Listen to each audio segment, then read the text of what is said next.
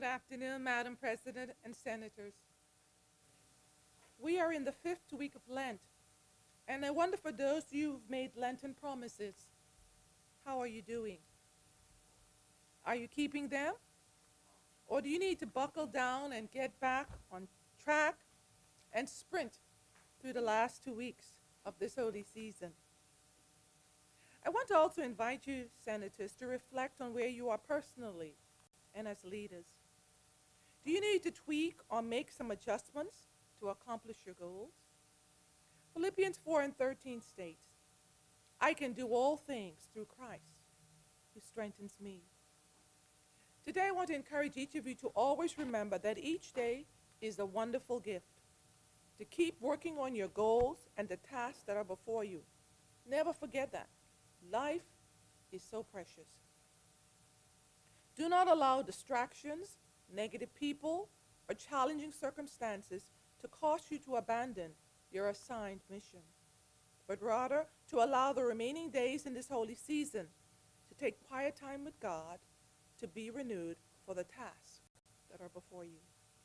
Someone has said, stay focused on your goals and ignore the noise. You move forward always reminding yourself of your assignment and your responsibilities. Always remind yourself that there are persons who look to you for leadership and that God has allowed you this appointment for this holy season or this season, and so serve with excellence.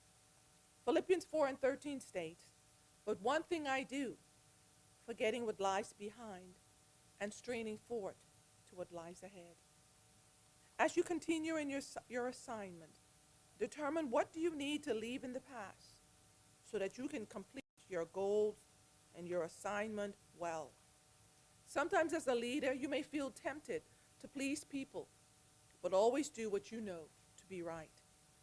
There are so many who may never have an audience with you, but they are depending on you to do your task, so do it well. Leadership can be hard because you are rarely encouraged when you would do what is right, but oh, how you're criticized on the other side. Never get discouraged, but always show up. Always keep focused on your why. That is, why you are here. And always give your best. The interesting point to remember is that each season, or each session, and everything you do as a senator becomes a part of your legacy. This legacy will remain long after you have left this chamber. Therefore, cultivate a rich legacy that will inspire others and make a positive impact on the lives of those whom you serve. I close with this verse from Titus 2:7. Show yourself in all respects to be a model of good works, and in your teaching show integrity and dignity. And I pray may God equip you to always do your best in service to your God and in service to others. Let us pray. Dear Father, as we journey into this 5th week of Lent, may your power and presence be evident in the lives of our senators. May they set aside time to meet with you, and may they be empowered with strength, fortitude, courage, wisdom, and discernment for the journey that lies ahead of them.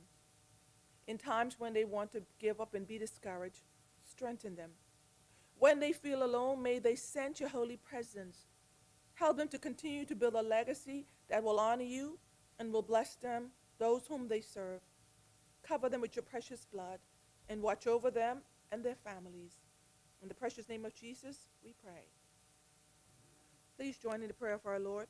Our Father, hallowed be thy name, thy kingdom come.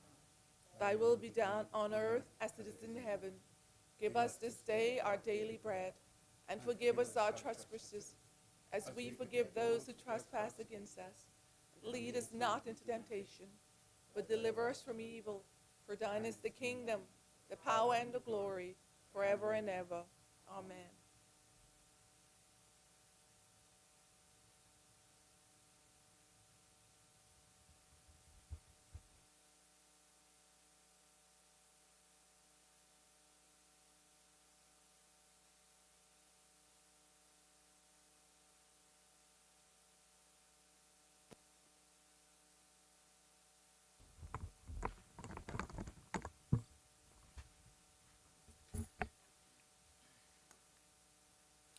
afternoon session of the Senate, the 24th of March, 2026. Adoption of minutes. Chair recognizes Senator the Honorable Michael Halkitis. Thank you very much, Madam President. Madam President, I move that the minutes of the session of Senate held on Tuesday, 17th of March, 2026 be adopted. Second. It has been moved and seconded that the minutes of the meeting held on Tuesday, the 17th of March, 2026 be adopted. As many as in favor say aye. Aye. Those opposed say nay. The ayes have it. The motion is carried. The minutes of Tuesday, the 17th of March, 2026 are hereby adopted. Motions for leave of absence, leave to resign, swearing in of new senators, communications by the President, messages from the Governor General, messages from the House of Assembly, Message from the House of Assembly.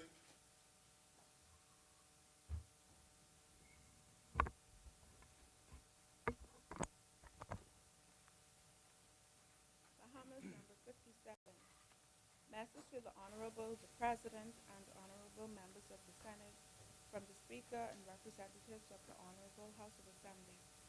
The House of Assembly acquaints the Honorable the Senate that they have passed the following bills and desire the consent of that Honorable Chamber, namely, a bill for an act to amend the Automatic Exchange of Financial Account Information Act, a bill for an act to establish and regulate decentralized autonomous organizations and for connected purposes, a bill for an act to facilitate the creation, use, and management of usufructs in the Bahamas and for purposes connected therewith.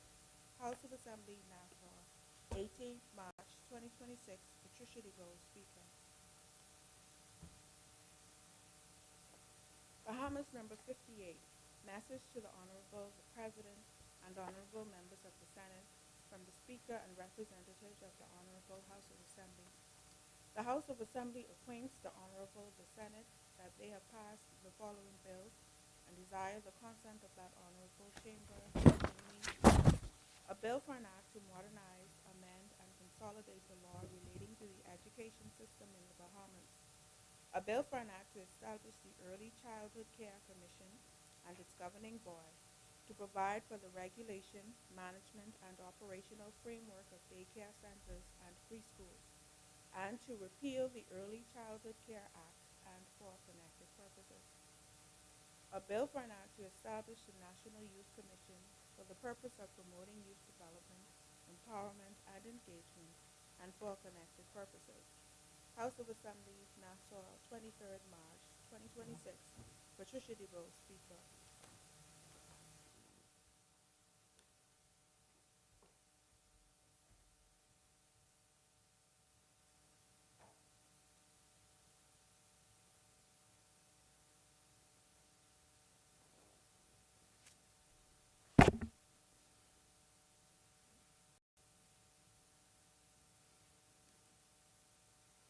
laying of documents by ministers. Chair recognizes Senator the Honorable Michael Halkitis. Thank you, Madam President. President, I beg leave to lay on the table of the Senate copies of the following: the Interpretation and General Clauses Act, Chapter 2, Miscellaneous Law Rectification Number 3, Order 2026, the Interpretation and General Clauses Act, Chapter 2, Miscellaneous Written Law Rectification Number 4, Order 2026, the Public Finance Management Act, Amendment of 7th Schedule and 8th Schedule, Order 2026, the Industries Encouragement Approved Product, Elliott Kelly Trading as Pan-African Caribbean Gateway, Order 2026, the Industries Encouragement Approved Manufacturer, Elliott Kelly Trading as Pan-African Caribbean Gateway, Order 2026, the Price Control General Amendment Number 2 Regulations 2026, and the Dental Professions Act 2025, Appointed Day Notice 2026. Order the documents be brought up. Second. Order documents do lie on the table.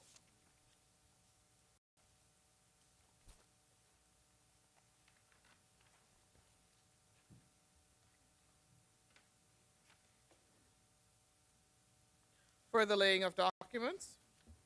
Madam President, I beg leave to lay on the table of the Senate the Financial Intelligence Unit 2022 Annual Report, the Financial Intelligence Unit Annual Report 2023, and the Financial Intelligence Unit 2024 Annual Report. Order documents be brought up. Order documents do lie on the table. Further laying of documents. Not at this time, Madam President.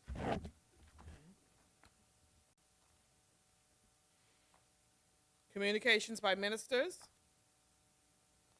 Communications by senators. Questions. Answers to questions.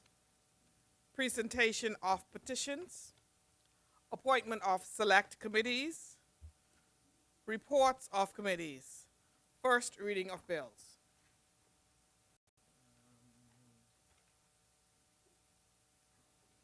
None, Madam President. Second reading and committal of bills.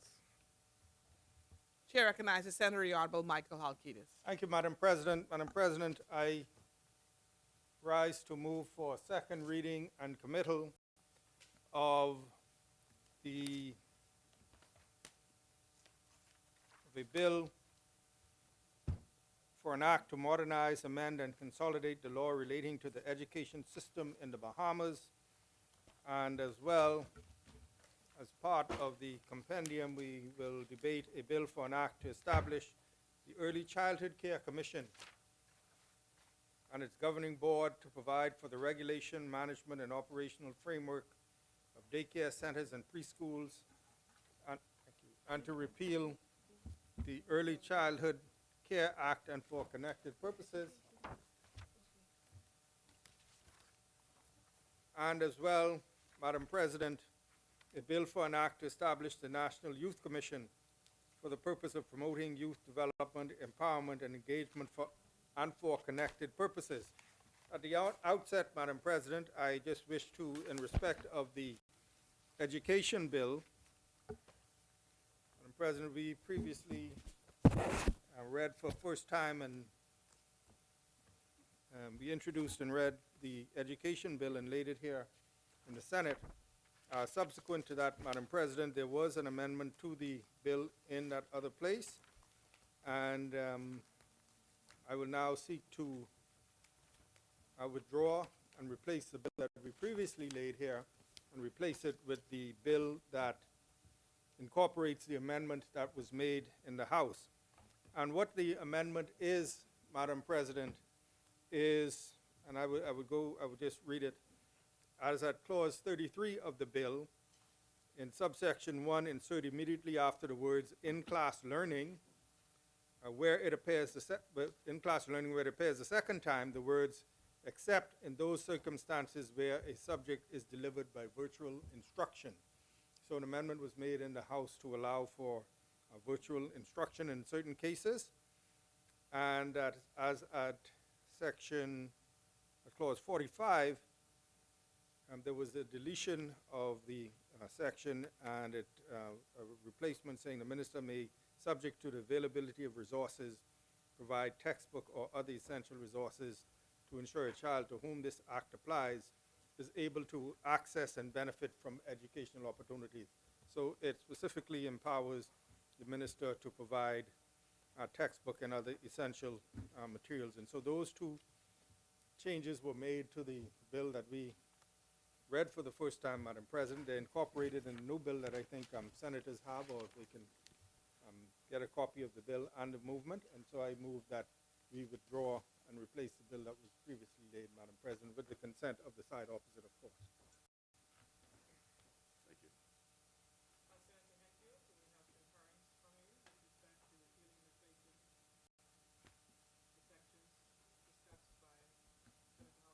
Yes, Madam President. Thank you very much, and thank you, Senator Henfield, for your concurrence. And so now, Madam President, I move to address the what in its short title is termed the Education Bill, the Early Childhood Commission Bill, and the National Youth Commission Bill. Madam President, education is a great equalizer. It provides for those who were born in whatever circumstance to be able to equip themselves to not only exist, but to thrive in a very competitive and ever-changing world. And so it is incumbent upon governments to ensure that their citizens have access to quality education from the very early ages, straight up, in our case, access to free education here in the Bahamas from preschool all the way up to the opportunity to have a free education at the University of the Bahamas.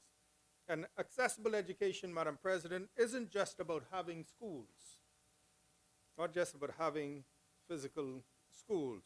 It includes affordability, it includes availability. So affordability, meaning free or very low cost to access education, availability, enough schools and enough teachers and enough classroom spaces. It includes inclusivity, Madam President. That means it must be able to accommodate students of different ability, different needs, support students with, I was going to say disabilities, but I think we don't use that word anymore. Special needs and challenges. Madam President, there must be quality of the education, and safety must be taken into account, and so that no child is left behind. Cost should not be a prohibition for parents who need to provide early education. I'm talking about preschool and kindergarten, etc., for their children. And both bills, I'll style them the education bills, Madam President, deals with these, with affordability, with availability, inclusivity, safety and quality, and early access. And both bills deals and contribute to these goals at different stages of a child's life. The Early Childhood Care Commission Bill 2026 addresses access at the earliest and most important stage, but unfortunately also the most unequal stage, Madam President. That is that period from, let's see, up to 5 years old, where if you don't have access to that early childhood education, by the time you get to, or the child gets 5 years old and goes into grade 1, they're already behind, and perhaps that gap can never be made up. And so the Early Childhood Care Commission Bill promotes accessibility by standardizing early learning opportunities, requires registration and regulation of all daycare centers and preschools, and it ensures that children are not excluded from quality care due to unsafe or unregulated environments. By improving quality, we also improve access, Madam President. And accessibility is not only physical, it's also about meaningful access to learning. And so the bill puts in place training requirements for staff and curriculum development to ensure that children actually benefit. They actually benefit. They don't just go to school. It's not someone just minding them like how they used to do us in the old days where someone would mind you. They actually are learning at those early ages. It expands trust in the facilities by having these regulations, Madam President. We ensure that facilities are regulated. Parents now are more likely to enroll their children where they know that their children are going into a safe environment that has been inspected and has passed all of the requirements laid down by the government. That, again, ensures accessibility because parents can feel at ease when they go to work. They're taking their children to a place that has to comply with certain standards. Early childhood, as I said, Madam President, is where the learning gap is most pronounced. And by coordinating early childhood policy on a national level, this bill, the Early Childhood Bill ensures that all children start school on a more equal footing. In terms of the Education Bill, Madam President, again, it promotes accessibility by establishing a legal right to education. And it establishes that every child has the right to free public education, and it prohibits discrimination based on race, religion, or social status. And by the prohibiting discrimination, this is key to accessibility. It guarantees accessibility. There can be no discrimination. Education is a right. It also sets out that education, it requires education, attendance at school from the age of 4 up to 16, and it places responsibility on both the parents and the state, and ensures that no child is left out of the system. So the state is required to ensure that facilities are available, parents are required to ensure that students attend, they're properly uniformed, etc. The bill also provides for the inclusion of diverse learning needs, Madam President. It provides for special education, provides for alternative education pathways, and it recognizes that in order to say you truly have access or free access to education, that accessibility also includes different learning abilities and circumstances. Children learn in different ways. They may have different interests, and so those must be supported as much as possible. The bill also allows for flexible learning options by allowing for homeschooling, remote or virtual learning. And so by the remote and the virtual learning, that expands access for students who cannot attend traditional schools. They might live in remote areas or have special needs. And so it allows for us to use the technology that is so rapidly expanding and improving to reach our students who, for whatever reason, are not able to attend class physically. They're able to take advantage remotely. It also provides for a national curriculum, Madam President, ensuring that all students receive a minimum standard of education, regardless of the type of school. If it's a home school, if it's a remote operation, if it's a physical school, there is a minimum standard that is required, and again, that promotes equity in learning. The bill also provides for support and infrastructure, so it includes transportation support, school boards for local needs, health inspections, Madam President. And so by putting everyone on a sort of equal footing, the aim of both of these pieces of legislation, Madam President, is to ensure accessibility. And accessibility not only, as I said, to have a school, but ensure that people can get to school, the different pathways to education, and no one is left behind. Madam President, we said that, well, I said that there are responsibilities placed on the state and on the parents, and that is because the government can provide the school, government provide the teachers, the environment, to make sure the environment is safe and comfortable.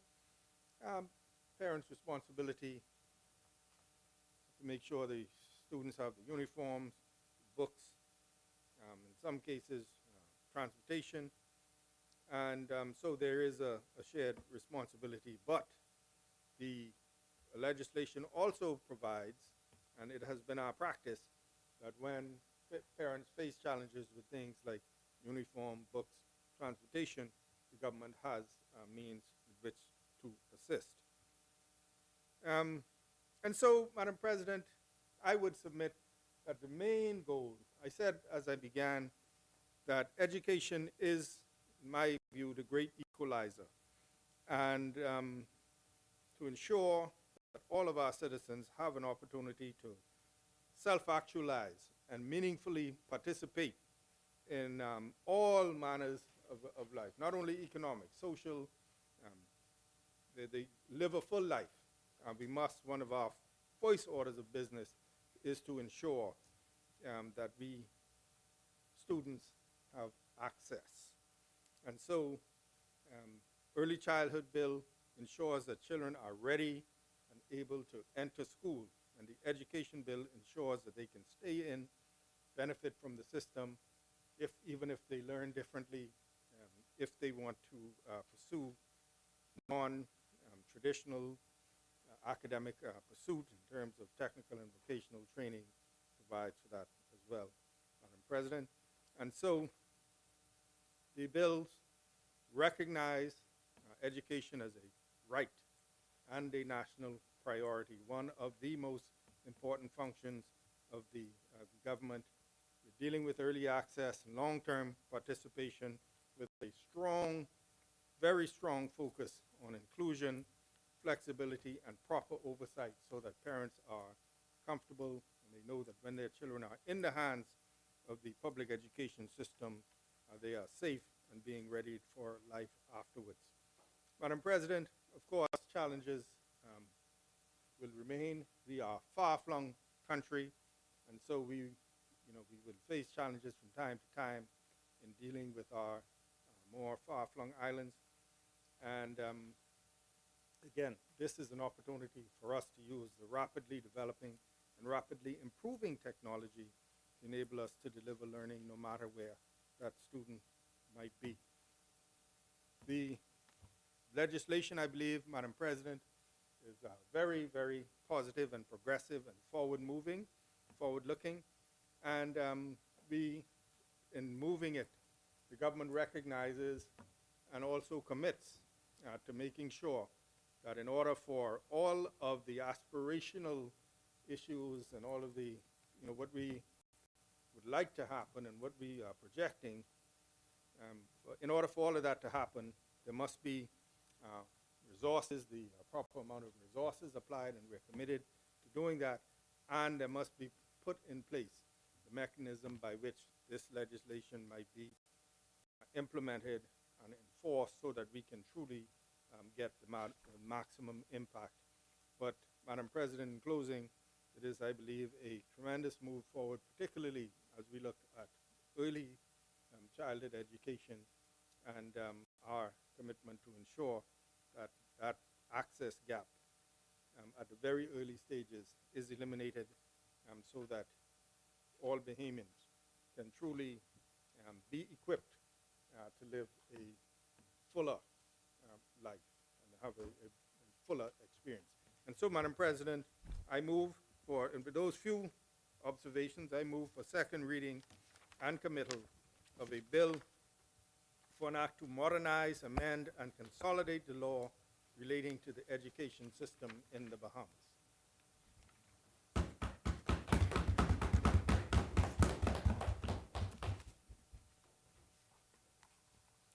Thank you, Senator the Honorable Michael Alquiles, for your contribution. Is there a seconder? The chair recognizes Senator the Honorable Dr. Eurecia Hepburn Forbes. Senator Hepburn Forbes, you have the chair. Thank you, Madam President. And first, let me please wish Ms. Kimberly Miller and Theron Hepburn a very happy birthday, and also brace my Senate colleagues because as an educator, I plan to use my full time to discuss these educational bills. So, Madam President, I rise today in strong support of these bills as they are historic and transformative pieces of legislation that will redefine the future of education in the Commonwealth of the Bahamas. These bills will not simply update archaic laws. They will reshape opportunities for our children, strengthen families, and deepen our nation's capacity to compete in the global knowledge economy. As the Minister responsible for education has publicly stated, the goal of the ministry is guided by a simple yet profound principle: every child counts.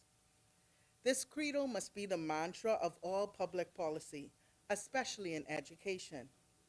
These bills are not merely social policy, they are economic strategy, workforce policy, crime prevention strategy, and long-term nation-building instruments.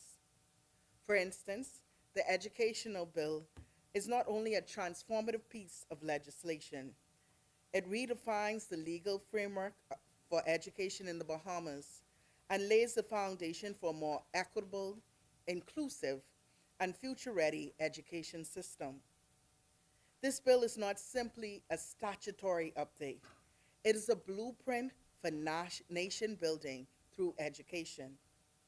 At its core, it modernizes and replaces the outdated Education Act of 1962, recognizing that nearly 6 decades later, our society needs have evolved. It provides clear structure and purpose to our national education system, extending from pre-primary through tertiary and including special, adult, and alternative education. For decades, the Bahamian education system has operated under a statute originally enacted in 1962 and only lightly revised in 1996, a time frame that predates the internet, the smartphone, and the rise of automation and artificial intelligence. Yet today, education is no longer a public good. It is a strategic national asset. Without a robust, modern, accountable education system, the Bahamas cannot hope to equip students with skills for 21st century jobs, reduce youth unemployment and underemployment, build a competitive workforce that attracts investment, narrow socioeconomic disparities, and strengthen civic engagement and national identity. The hard truth, supported by national data, is that despite progress, too many young Bahamians are not reaching their full potential. The ministry's own goal to raise the national graduation rate from roughly 50 to 85% by 2030 is an ambitious target that underlines the urgent need for structural reform.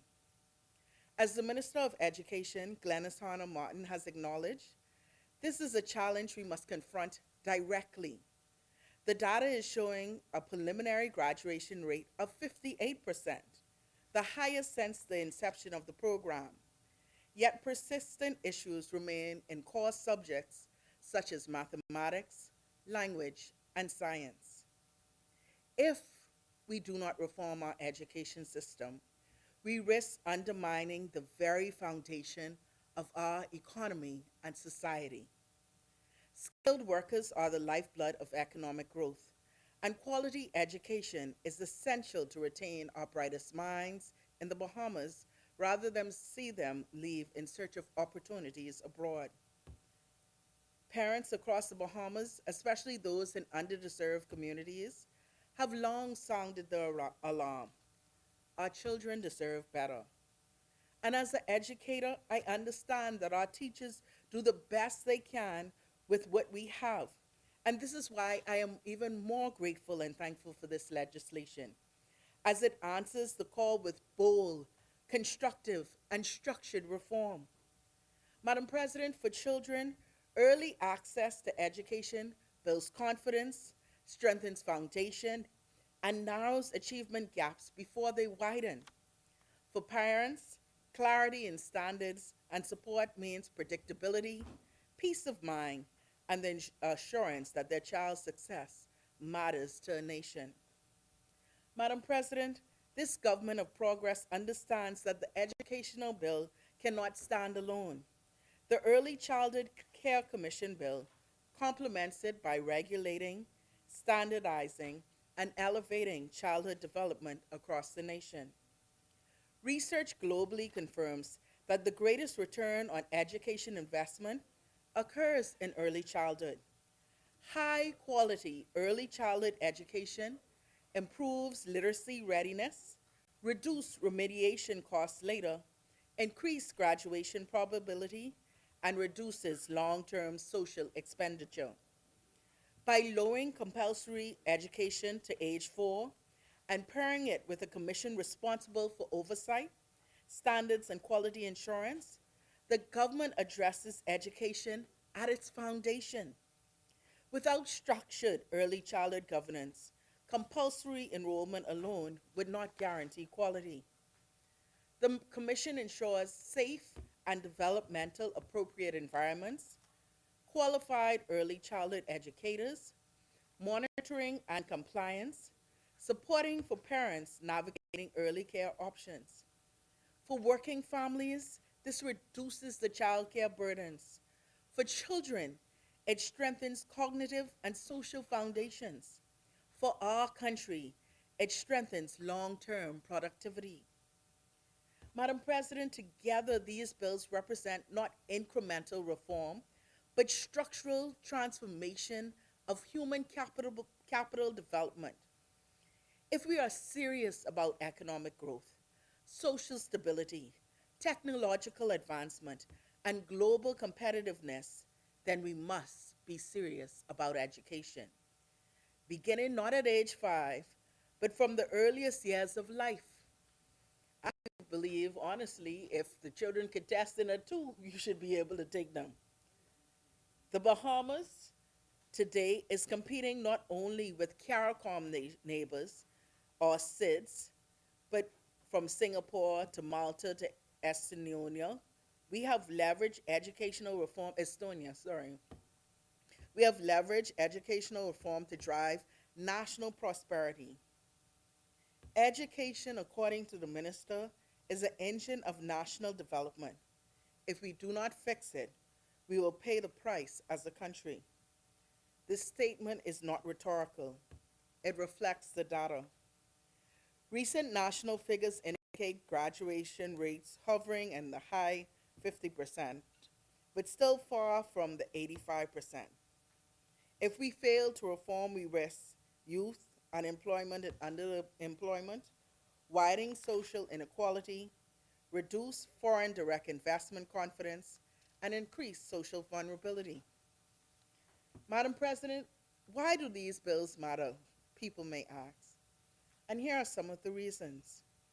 Because expansion of access from early age allows children to recognize learning yields lifelong benefits and cognitive developments and literacy.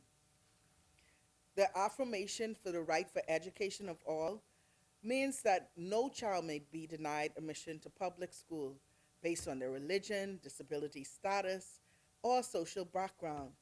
This reflects our values of fairness and equality before the law. Through strengthening educational quality standards, we recognize homeschooling, virtual learning, and alternative educational pathways, supporting technology integration and innovation, promoting partnerships and community involvement. The Bahamas geography, we know, is spread over many islands and has historically led to disparities in educational access. A law that embraces technology, flexible learning, and national standardized expectations can help bridge these geographic gaps.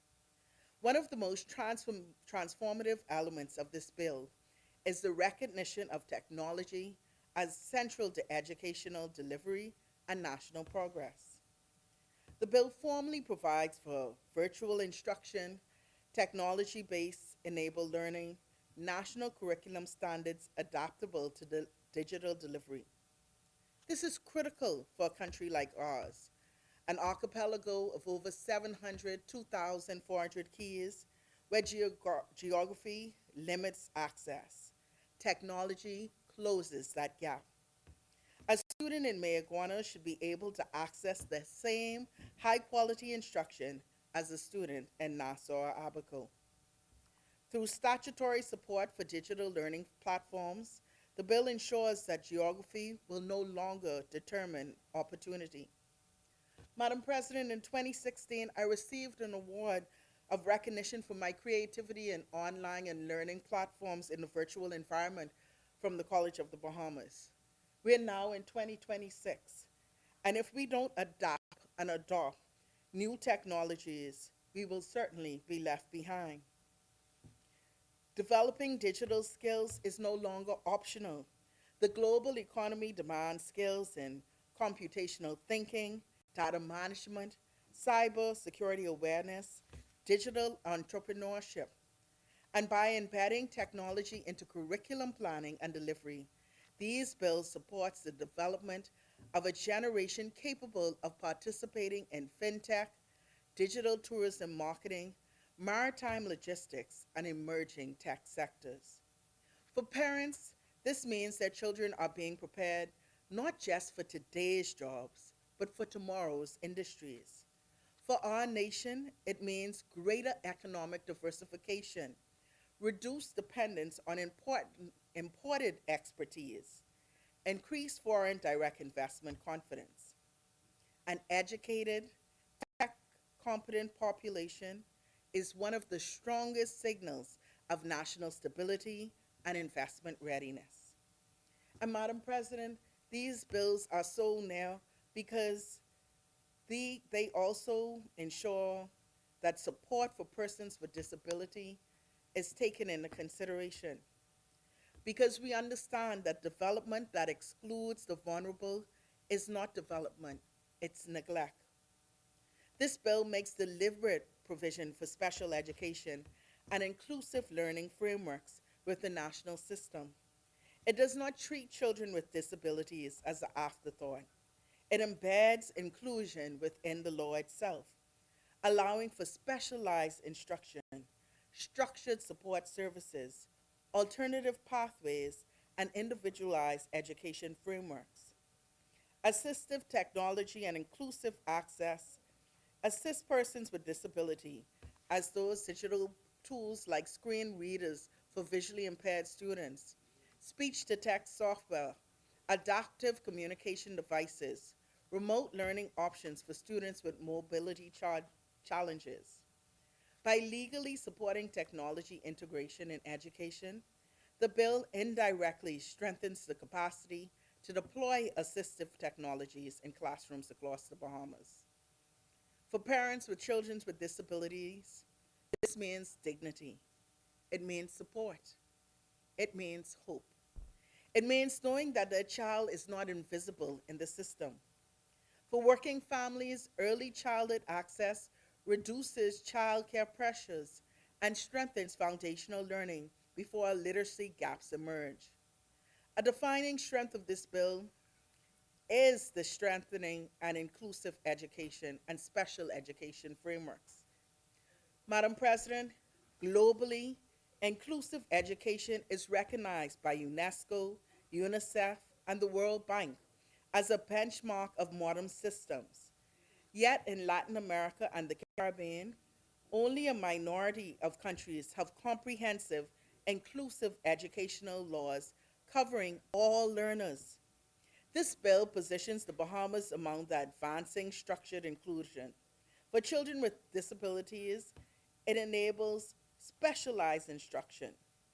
Madam President, to discuss early childhood statistics is supporting the legislation, international research spanning decades confirms that investment in early childhood care yields life-changing and nation-building benefits.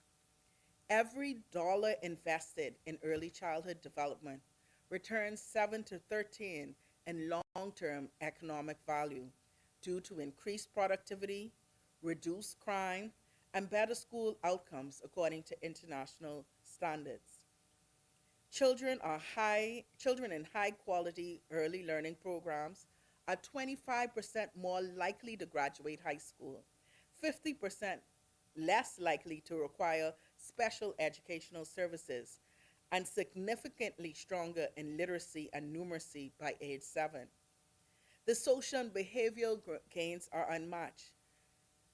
High quality learning reduces behavioral issues by up to 30% in most cases. Justice system involvement later in life is non-existent, and teen pregnancy and welfare dependency is also lowered. Countries with strong childcare systems see 5 to 10% higher workforce participation among parents, particularly benefiting working Bahamian families. These global research findings, combined with Bahamas-specific reforms, demonstrate how these bills will advance national development. It will include better educational readiness, stronger family support, economic growth, reduce inequality, and increase national competitiveness. Madam President, we are not alone when it comes to reforming our educational standards, but I am glad to say that comparatively, we are making serious strides. Regionally, Caribbean nations are prioritizing literacy, digital readiness, and inclusion, but not all have legislated comprehensive, inclusive educational frameworks. The Bahamas, through these bills, positions itself among the more forward-leaning reformers, as globally, early childhood education inclusion mirrors OECD practice. Technology-enabled learning aligns with digital transformation trends, and inclusive education reflects international human rights standards. There are critiques raised regarding these bills, and scrutiny refines policy. Robust debates strengthen legislation. But let us be clear, critique must improve reform, not paralyze it. These bills are ambitious because the challenge before us is serious. So let me address one or two of these concerns by point. On teacher workload and capacity, concerns have been raised about teacher accountability measures and workload increases. Let me say this clearly. Teachers are not the obstacle to reform, as they are its backbone.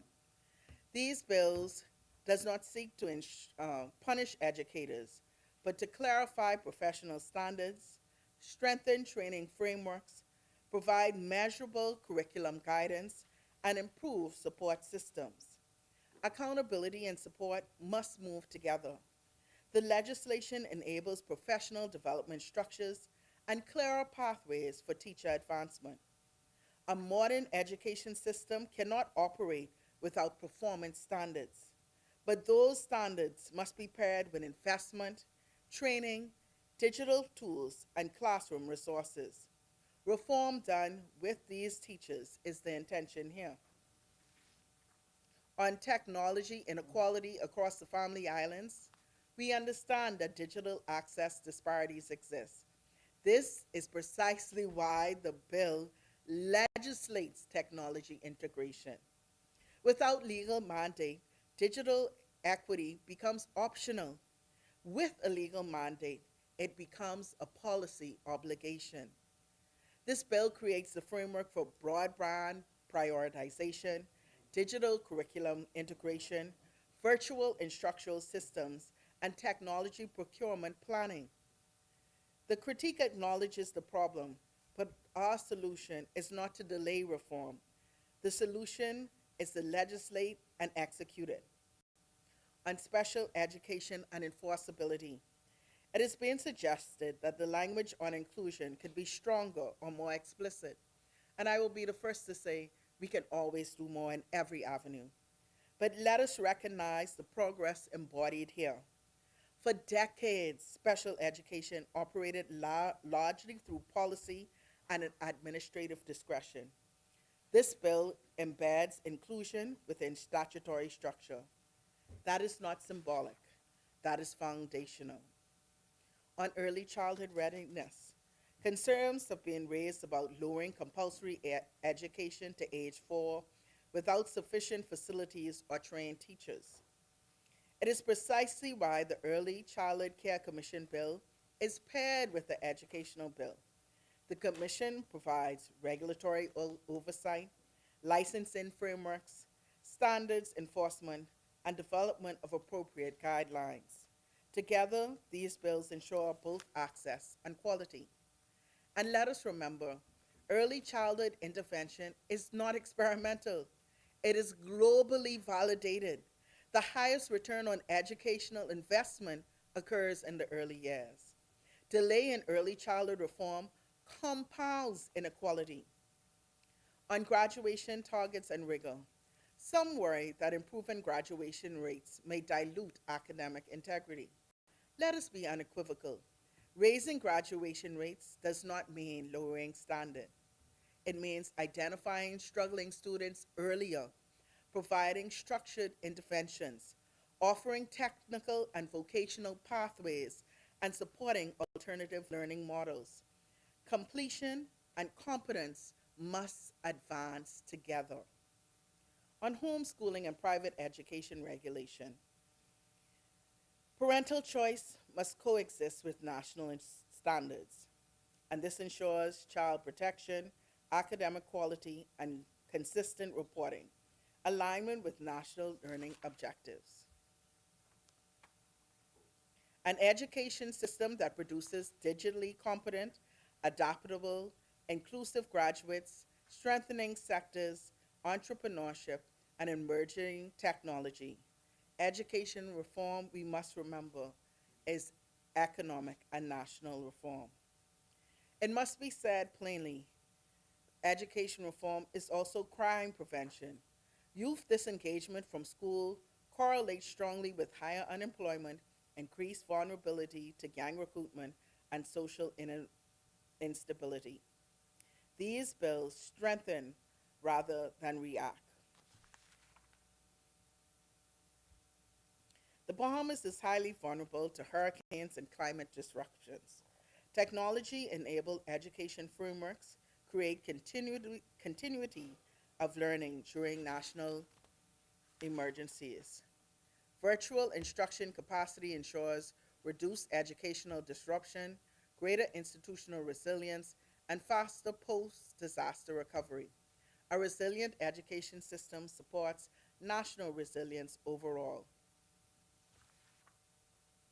And finally, perhaps the most profound national development effect of these bills is generational.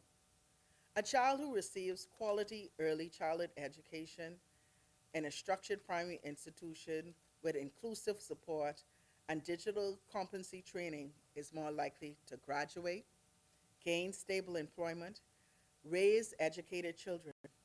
This compounds across generations. The transformation is not just immediate, it is cumulative. So, Madam President, in conclusion, these bills are not simply legislation. They are an investment of the future of every Bahamian child, youth, and family members. It expands educational opportunities, modernizes our legal framework, embraces innovation, and affirms our commitment to social justice. If we enact and implement it with care, we will be laying the groundwork for stronger economic growth, enhanced social mobility, and a society where every learner can contribute to the prosperity of our nation. This legislative package is not about politics. It's about productivity. It's about parents. It's about children. It's about a nation's survival in a competitive global economy. These bill modernizes governments, embeds technology, enshrines inclusion, and raises standard. Together, they move the Bahamas from aspiration to action. Most critiques of these bills don't challenge its core intent. Broadly, there's agreement that reform is necessary for national development, economic diversification, and social equity. So, strong legislation paired with careful execution can transform this reform into one of the most consequential national development initiatives in modern Bahamian society. This is an investment in our greatest natural resource, our people. When we speak about development, we must understand that the most powerful infrastructure is not a bridge or a port, it's human capital. These bills are not ordinary legislative measures. They strengthen human capital, support economic diversification, reduce inequality, prevent crime, empower families, promote inclusion, enhance global competitiveness, and build national resilience. In small nations, survivals depend on people, not resources. Our greatest national resource is the mind of a Bahamian child. By investing early, modernizing governance, Integrating technology, we are securing the long-term development and trajectory of the Bahamas. Our children are watching, our parents are hoping, and our national destiny depends on the choices we make today. These bills aren't about development, they're about equity, technology, and ensuring that no child, including those with disabilities, are left behind. If we are serious about economic growth, social equity, and national progress, then we must be serious about educational reform for the advancement of our people, for the empowerment of our children, and for the future of the Commonwealth of the Bahamas. They deserve the full support of this Honorable Senate. Therefore, I urge all senators to support and pass these bills, and in so doing, secure a stronger, more equitable, and more competitive Bahamas. May God bless the Senate, and may God bless the Commonwealth of the Bahamas.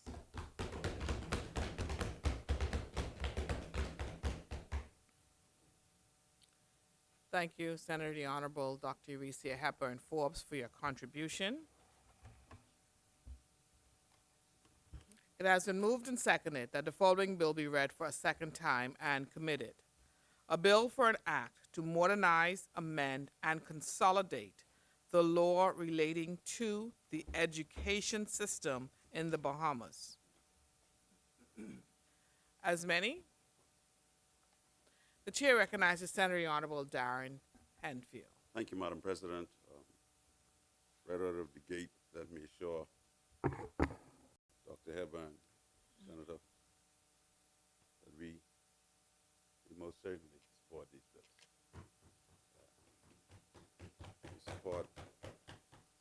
We support all pieces of legislation that are intended to better the lives of our children. They are the future of our country, and we must do all that we can to prepare them to take the reins and take this little Bahamas further than we were able to when they become those who lead us. And these bills, in my humble estimation, represent a step in the right direction toward getting there. They've been a long time coming. They've straddled a number of administrations, but I heard somebody say doing the right thing is never too late. I also want to begin by thanking former Prime Minister Ingram for this volume. This is volume 4 of I Mean. I say what I mean, and I mean what I say. It was delivered very promptly. I wish I had it earlier before I had to make this presentation, because it also has sections in it that deals with education.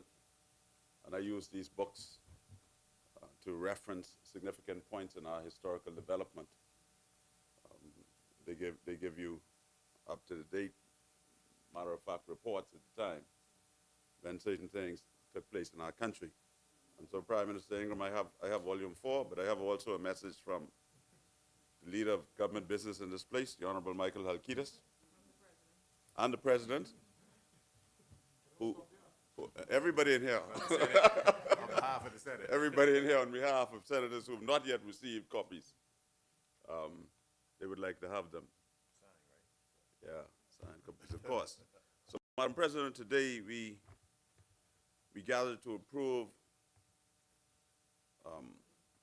these most necessary pieces of legislation.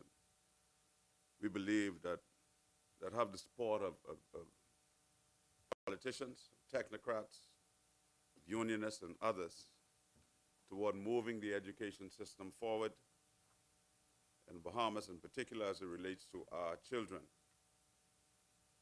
and to place them on a much more firm footing. These are the Education Bill 2026, the Early Childhood Care Commission Bill 2026, and the National Youth Commission Bill 2026. which we debate as a compendium, the National Commission Bill, National Youth Commission Bill, will oversee the implementation of and coordination of programs and initiatives in alignment with the national youth policy. I believe, my firm view, that there are some things that we do as executives and legislators that we must find the means to agree on. I think education is one of those areas where, if we agree to a national development plan, we have in a national development plan what we would like to see in education for the next 50 years. I also believe that it should be mandatory for political parties to cause their promises, their manifestos, or their, what is the other one? The blueprint, if it's the blueprint.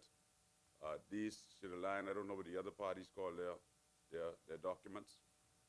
They should seek as much as possible to align with the National Development Plan, so that it matters. So we agreed these things, right? We sat at the table and we agreed certain things, and so we should not be able to drastically deviate. Of course, you're going to deviate at times given particular circumstances that you may find or face. But more or less, we should be able to work in accordance with what we have agreed. The end goal should remain, Senator, the same. The end goal should remain the same. Moreover, the National Youth Commission Bill establishes a commission chaired by a National Youth Commissioner to oversee the implementation of programs and initiatives in congruence with the National Youth Policy. This is a good thing, we believe. And you know, as you come with legislation, you realize after a while that they need tweaking from time to time. And so that is why we have this very necessary thing in law that we use. We come here and we amend things from time to time as we see the processes work through. And that's what it is about. In a nutshell, the education bill, which replaces the 1962 Act, focuses on foundational governance, school resignation, and I think that's what it is, and minimum education standards, right? So this bill focuses on how schools should operate. It also has regulations that will accompany it. And it also domesticates in law. I believe it domesticates conventions that we had signed on to for many, many years now. The education bill in particular, in section 4, tells us, in clause 4, it gives us the purpose. And the purpose of the bill is to provide for the continuation and regulation of the education system in the Bahamas, to affirm fundamental principle of the right to education, and to ensure that access to education opportunities are accessible to all without distinction, and to promote educational, economic, and social development within the Bahamas. And finally, E, to ensure that the structure of the education system is designed to meet the needs. Conventions that we have signed on to over the years, which we have practiced in policy, meant that we could not discriminate against any child when it comes to accessibility to education, to health care. The rights of the child is preeminent. It matters not their circumstances. The law, the policy was, and now it is domesticated in law, that they have access to education. The early childhood care bills, most distinguishing feature, I believe, among many, is that parents and caregivers and teachers have to deal with now is that the compulsory school age will move from 5 years old to 4 years old. I called the mother of my granddaughter, who's now 2, when I read this, and I asked her how she felt about this. And her response to me, I suppose like many mothers, is that as long as the child is capable of explaining some things and recognizing good touch, bad touch, and those kind of activities, it is a good thing. I think some suggested that we should have gone as early as 3 years old, but we're not ready for that yet. I suppose that's why we're now moving to the compulsory age of 4. Additionally, the Childhood Care Bill will also address early childhood development and proper training and qualifications for caregivers and educators, among other things. Too often we find people who want to get in the child care business who are not properly trained, who are not properly prepared, even their facilities are not suitably to the standard where we should be leaving our children for them to be taken care of or to go for a little bit of training. As mentioned, Section 22 of the bill, the Education Bill, Part 4, makes it compulsory to attend school at age 4. That means that if you have a 4-year-old at home after this bill is passed, and September comes around, that child must be enrolled. And so it means that the Ministry of Education must now begin to make itself ready. We are in March, must begin to make itself ready. I don't know when this will ascend, right? It will make itself ready, and they will make themselves ready for the reception of 4-year-olds now, which is probably going to take some doing because, you know, you're going to have more children. Pardon me? Yeah, that is something that we practiced in our administration, where we don't have sufficient space in government facilities. We gave subsistence to private undertakings so that that is continued, which is a very good thing, so that they could take in some of these children, because the government simply doesn't have the means and the wherewithal to take care of all of these things. We all appreciate the many studies and research that exists to show the many benefits of early childhood education. It is generally agreed that early childhood education gives children the best possible start in life. Research also suggests that children who have access to early childhood education tends to be the ones that succeed the most. It is suggested that 80 to 90% of the brain development of these children occurs before the age of 5. And so you know, we have to do all that we can to put them in a position as they develop to have the best possible fighting opportunities. As I said at the beginning, to give us a successful Bahamas. The Minister of Education mentioned as much yesterday in that other place. A Stefania Giannin, UNESCO's Assistant Director General for Education, went further in an article entitled "Early Childhood Learning Pays Off," and she asserted that early childhood learning yields a 13% return through improved health, economic outcomes, and social cohesion. So early childhood development and education goes further than just the academic side of it, but it teaches children to socialize. And that was one of the concerns I had about my granddaughter, who I thought was at home a little long, because she's an only child in the house, and then you don't get to learn to socialize as you ought to with other children. And so when other children come around, when cousins come around, I'm sure Senator Barnard Ellis must have seen this. When cousins come around, they tend to grab their toys and hoard their stuff and keep them to themselves, right? Because this is mine, right? But when you go in an environment with other children of your age, you tend to learn those social and embrace those social skills more readily. And so we get a good return and improved health. I don't know if it goes to building their immune systems, or the fact that when you go to school early, you get your immunizations and all of these things that you need in order to be in that environment.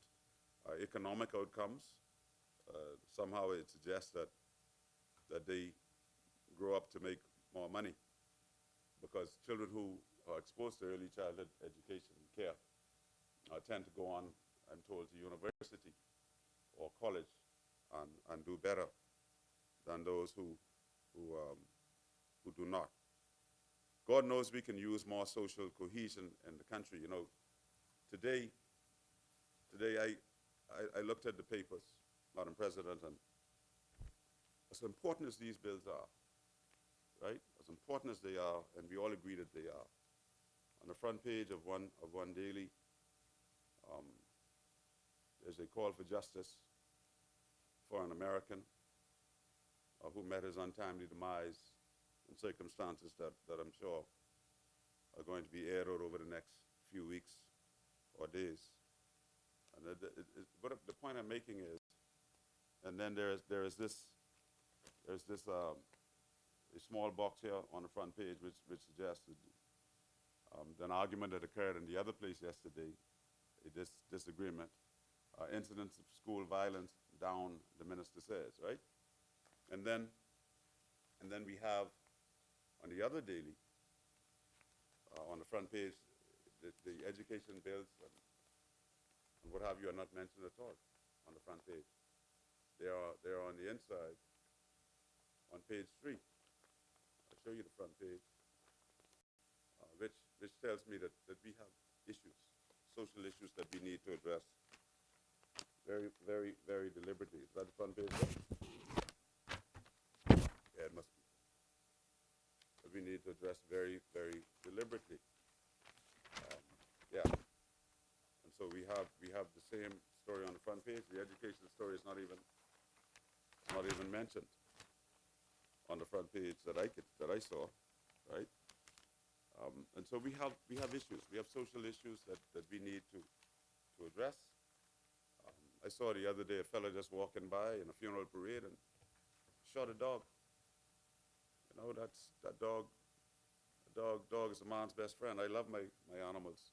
I had a dog who helped me tremendously after Dorian with post-traumatic stress.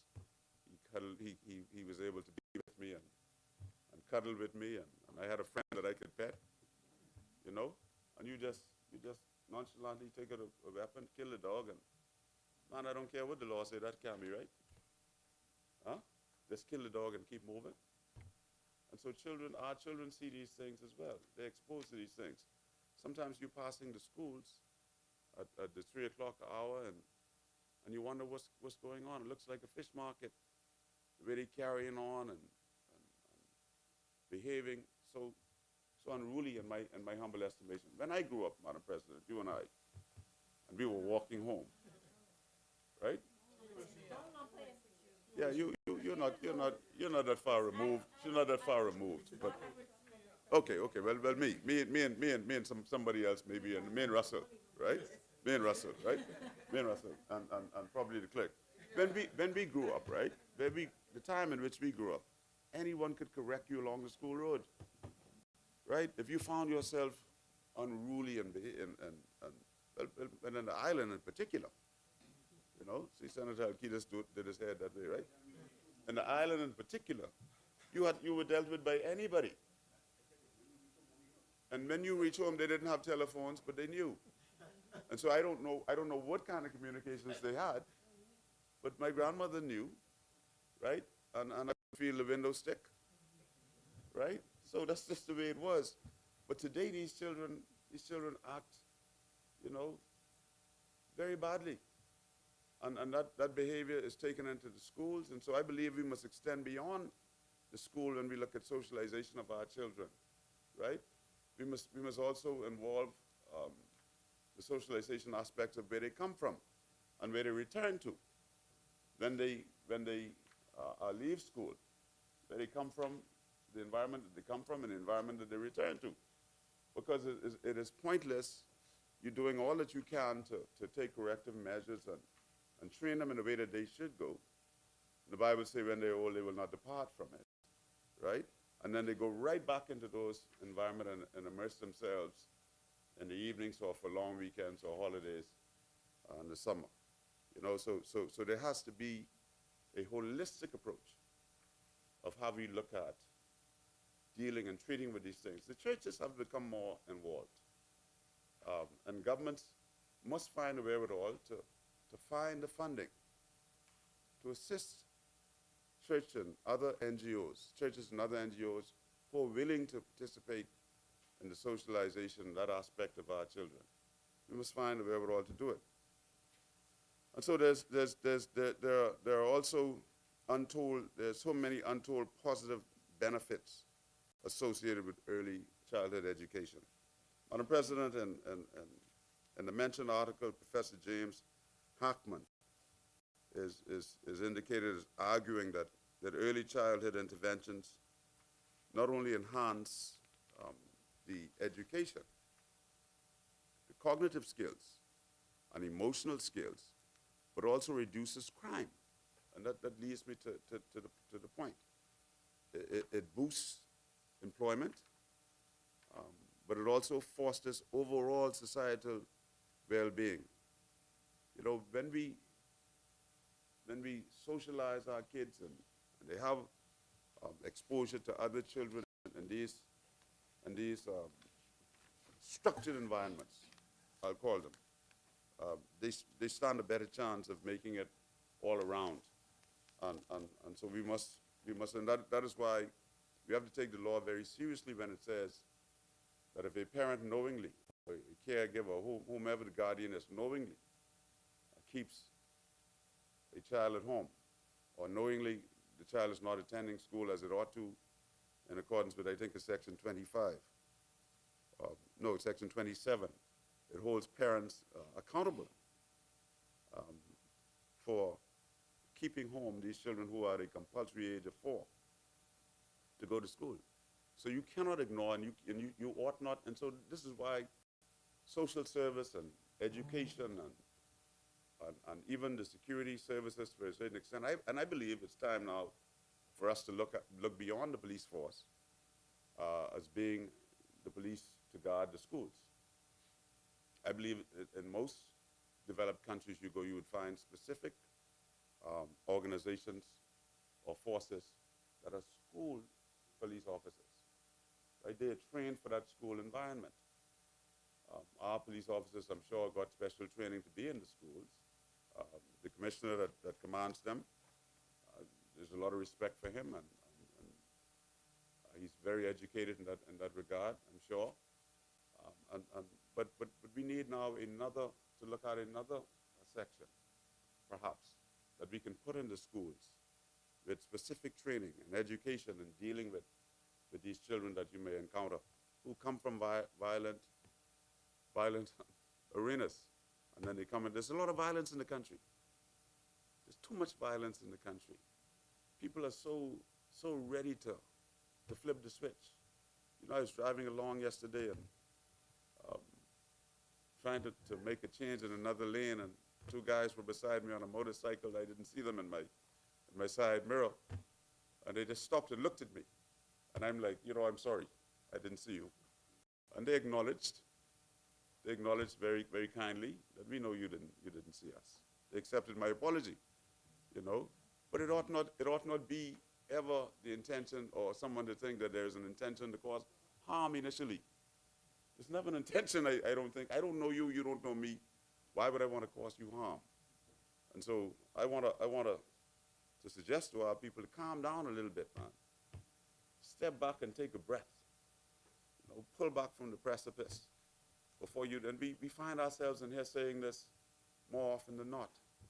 Before you do something that will completely alter your life, Senator, and the lives of other people that depend on you, right? This thing about parents going to schools and accosting teachers or custodians around the school, that was unheard of in my day. Unheard of. Never happened. Because if my parents had to be told that I was causing problem in the school, I know what would happen for me or to me. My father was only a short fella, but he packed a serious wallop And he raised us the way he was raised in those days. They didn't spare the rod. They didn't spare the rod, man, you know, because they wasn't prepared to spoil the child. I'm going to move along right now. Congruently, Section 31 provides for school attendance officers.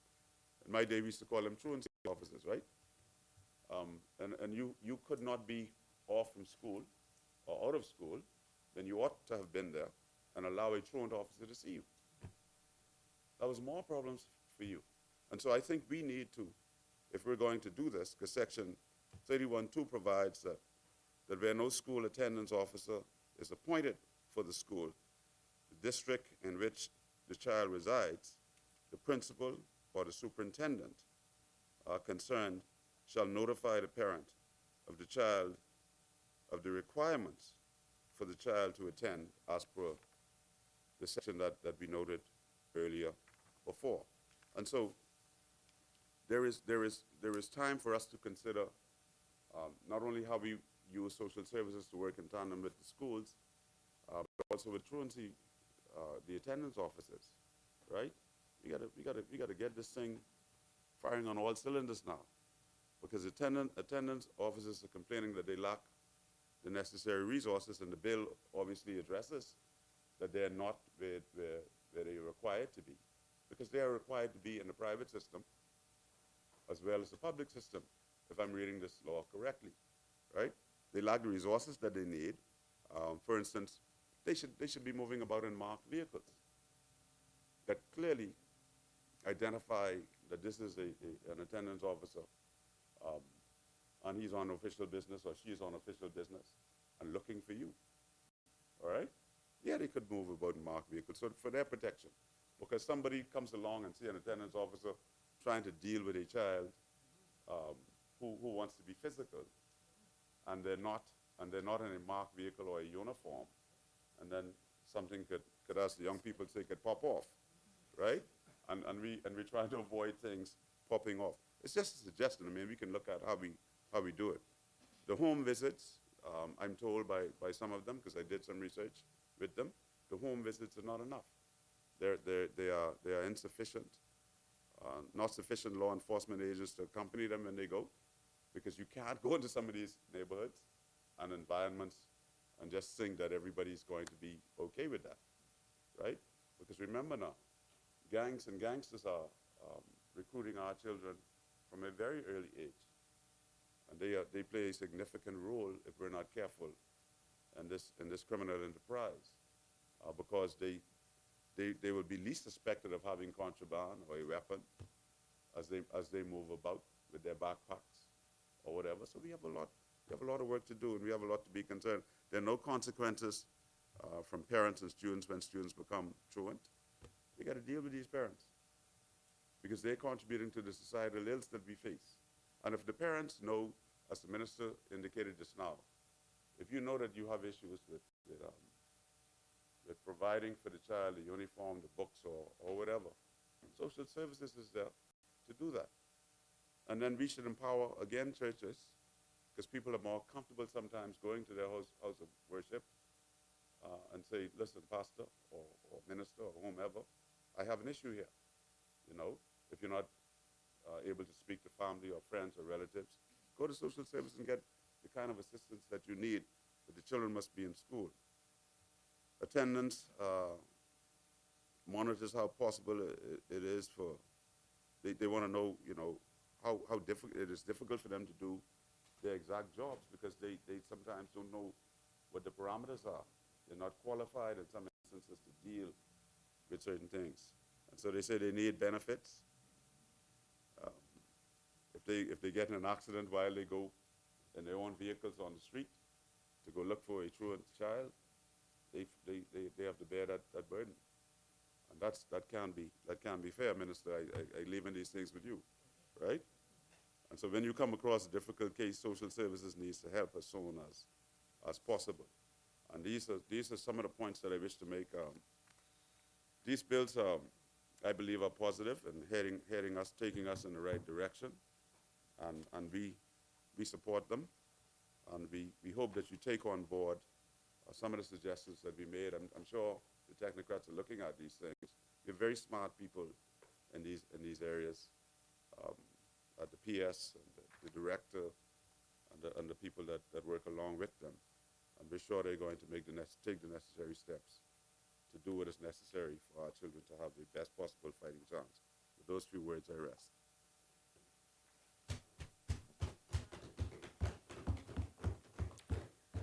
Thank you, Senator Honorable Darren Henfield, for your contribution. As many, the chair recognizes Senator Honorable Deasante Small.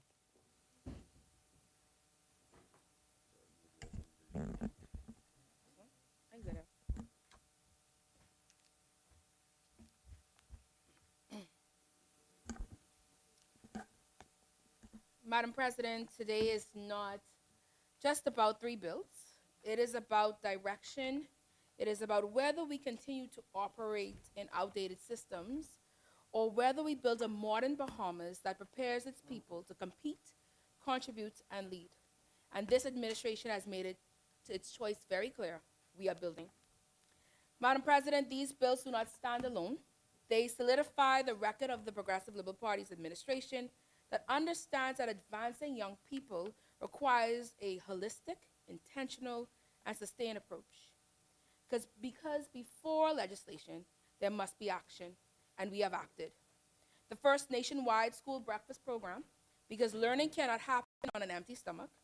The first National Youth Guard, instilling discipline, structure, and civic pride. The first National Apprenticeship Program, connecting education to employment. The first nationwide free Wi-Fi in public parks, expanding access and digital equity. The country's first performing arts school, recognizing that creativity is a viable economic pathway.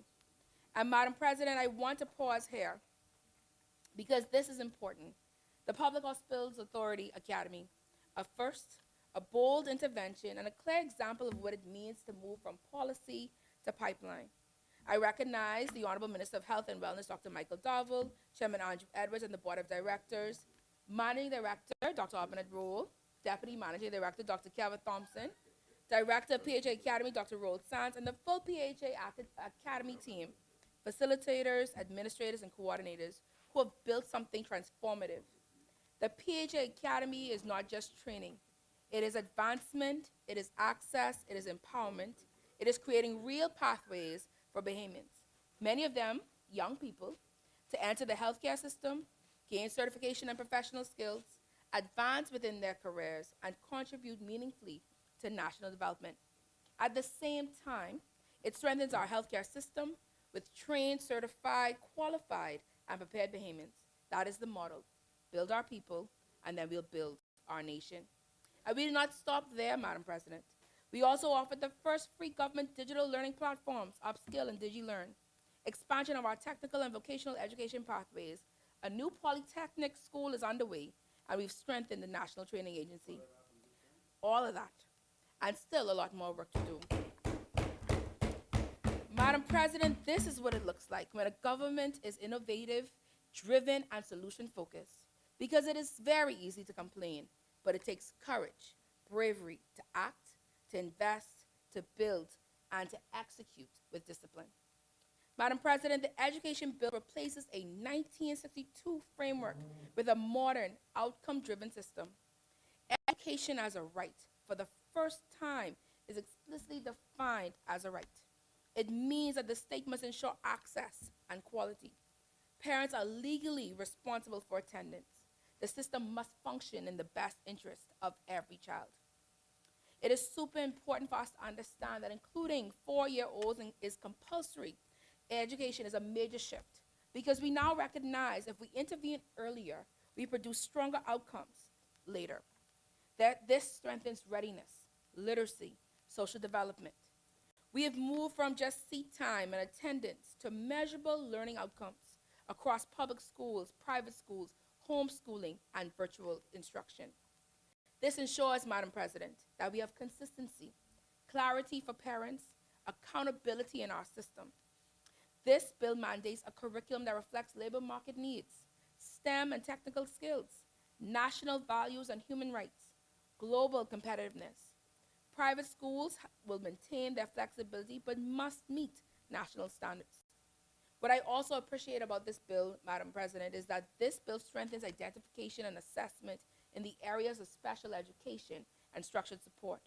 It ensures that we have a national register of special needs learners, tailored educational pathways, flexible graduation standards, and ensuring that students who need additional support are not excluded but equipped. We must recognize that this bill also speaks to regularization and monitoring of our homeschool systems and virtual learning with standards and oversight. This expansion access reflects the realities of a modern Bahamas, stronger governance with school boards, financial oversight, accreditation through NACOB, annual reporting and requirements. This is a system built for accountability and performance. Madam President, the Early Childhood Bill addresses one of the most critical stages of development, birth to age 5. It establishes a central governing body to regulate daycare centers and preschools, set national standards, coordinate services across our sectors, standardization and safety. Parents will now benefit from clear standards, regulated institutions, regular inspections, trained caregivers. And with this, with early intervention comes screening, more data collection, early identification of challenges, and ensuring that we're able to intervene sooner rather than later. It ensures that we reduce long-term gaps, improve national outcomes, and ensures that we're developing our children for the best possible future, with the key focus on quality of care, quality of instruction, and the strength of the system. Madam President, this is where we level the starting line. And then we took it a little step further with the National Youth Commission Bill. And this bill is a turning point because for the first time, youth development is being treated as a national system, not a series of disconnected efforts. When we talk about the commission, we talk about the implementation of the National Youth Policy. I've had so many friends that have spent hours contributing to this advancement. It's the coordination of youth programs, conducting of research, developing strategies to reduce youth unemployment. It's super important and it's very vital to the advancement of young people that we regulate our youth organizations. As someone that's been actively involved for all of my youth and my adulthood, we must recognize the importance of youth organizations being registered, meeting safeguarding standards, being accountable. You can't just start something because it sounds good, but ensuring that there's proper oversight to protect our young people. This bill establishes certification, registration, and continuing development for youth work because it's not just a hobby, it must be viewed as a profession. So that these people who are working with young people are qualified, equipped, responsible, and held accountable. This means that our young people will have structured programs that lead to real outcomes. Again, not just doing it just because, but ensuring that we have safe and regulated environments, that our young people have access to skills, training, and employment pathways, greater visibility, and a voice in national development. I also thought it's very important that we take a look at family island inclusion. These youth advisory committees ensure that young people across all islands are engaged, represented, and included. Madam President, there are those who point out the problems, those who offer commentary and remain comfortable in criticism. And then there is this administration. An administration that builds systems, expands opportunity, invests in people, and deliver results. One side talks, this side builds. Madam President, this is what it means for parents. It means that they have access to earlier support, stronger systems, better outcomes for their children. For educators, it means clear standards, better tools, and stronger accountability. And most importantly, for our young people, it means safer spaces, greater opportunity, real pathways, better preparation for life and for work. Madam President, we are not claiming the work is finished, but we are proving that the work is being done. These bills represent structure, substance, and sustained progress. So to the parent who wants their child to strive, to the educator shaping lives, and to the young people of this country, support these bills because they are not just legislation. They are opportunity, they are advancement, they are empowerment. And they are Bahamas choosing to build a future worthy of its people. And with those few words, Madam President, I support these bills.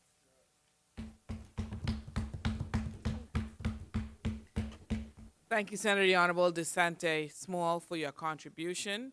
As many, the chair recognizes Senator the Honorable Michael Bonnet Ellis.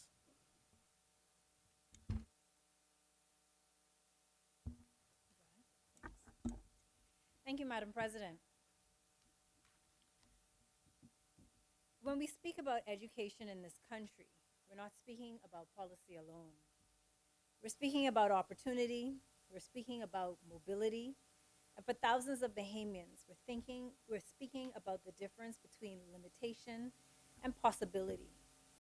Because the truth is, education is the single greatest equalizer we have. And if we're going to debate these bills, we must ground this debate in history. You know, my colleague opposite said one bills and one talks. But anyways, we must ground it in who built the modern education system in the Bahamas. Madam President, the Free National Movement did not treat education as an afterthought. We treated it as nation building. And the record is clear. Under F&M leadership, we saw the expansion of school infrastructure across New Providence and the Family Islands, the construction of new primary and secondary schools, reducing overcrowding, the introduction and expansion of preschools, recognizing that early education is critical, the strengthening of technical and vocational education, the expansion of scholarships and access to tertiary education, and critically, investment in teachers, training, salaries, and professional development. This was deliberate because the F&M understood something fundamental. If you invest in education, you invest in people. And when you invest in people, you build a nation that can stand on its own. Madam President, before those reforms, the system struggled with underfunding, overcrowding, and a shortage of qualified teachers. The F&M confronted those realities. We expanded access, we improved quality, we created pathways for Bahamians, especially those from humble beginnings, to rise. That is our legacy. Madam President, now we come to the bills before us. On their face, they speak to modernization, they speak to structure, they speak to regulation. The Education Bill 2026 affirms the right of education and outlines the structure of the system. The Early Childhood Care Commission Bill seeks to regulate and standardize early childhood care. And yes, there are elements here that are necessary. But here is the question. Where is the vision? Where is the bold, deliberate plan to transform outcomes for Bahamian children? As I've walked the streets of Killarney, more than one resident, and actually they happen to be contractors, have recommended that we allow students to learn trades from grade 7 so that we could increase our local inventory of master tradesmen. Because legislation alone does not educate a child. A law does not fix an overcrowded classroom. A regulation does not train a teacher, and a commission does not guarantee quality. What matters is execution. What matters is investment. What matters is whether the Bahamian people can feel the difference in their daily lives. There is another reality we cannot ignore. Parents of children who learn differently are struggling. They're trying to navigate a system that is underfunded, under-resourced, and too often unresponsive to their children's needs. And behind every policy gap, there's a parent asking, how do I get my child the support they deserve? When I reviewed these bills, I was looking for something specific, a plan to recruit and train teachers that we are clearly lacking. Not just special education teachers, although we need far more of them, but also physical education teachers, music teachers, language teachers, including Spanish. Because education is not just about core subjects. It's about developing the whole child. And right now, too many of our children are being shortchanged. Let me bring this into reality. At Gambia Primary, the small, proud, full of promise, home of the egrets, the great constituency of Killarney, The specialty teachers, are shared with Adelaide Primary. And those schools are not close together. So what does that mean? It means inconsistency, it means limited access, it means children are missing out. And what happens if in one community we must ask, if that happens in one community, we must ask how many others are facing that same challenge? We cannot continue to build a system where access depends on logistics, where children's exposure to music, to sport, to language depends on whether a teacher can make it across town. That is not equity. That is not planning. And yet, despite these challenges, our communities are still showing up. I recently had the privilege of partnering with the PTA at Gambia Primary, working alongside a phenomenal artist and my sorority sister, Abby the Artiste, to commission a mural on that campus. Not because it was required, not because it was funded by the system, but because we understand that environment matters. Madam President, that mural is more than paint on a wall. It is pride, it is identity, it is affirmation for those children that they are seen and that they matter. And when you stand there, you see the difference. You see what happens when a community invests in its children. And Madam President, the community showed up to build that mural. We had children in Pampers and persons of all ages putting some paint on the wall. But here's the point. We should not have to rely on individual acts of goodwill to fill systemic gaps. That should be the baseline. Because if a mural can transform how children feel about their school, imagine what a fully resourced, properly staffed education system could do. The FNM's legacy on education is not about managing decline. It was about expanding opportunity. It was about ensuring that every Bahamian child, no matter their circumstances, had a fair shot. And that is the standard we must hold this government to. Not whether a bill sounds good, but whether it delivers real change.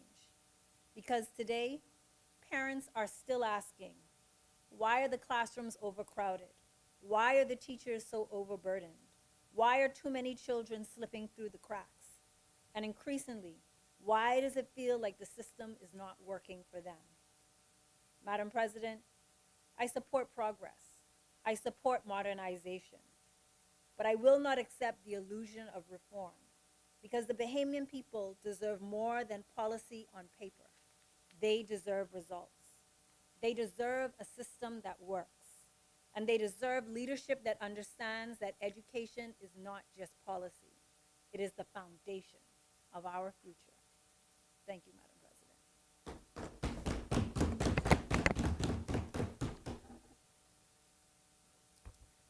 Thank you, Senator the Honorable Michael Bonnet Ellis, for your contribution. As many, the chair recognizes Senator the Honorable Kirkland Russell. Thank you. Thank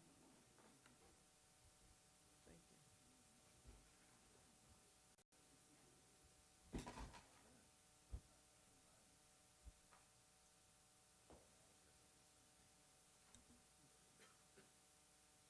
Remember, Annette.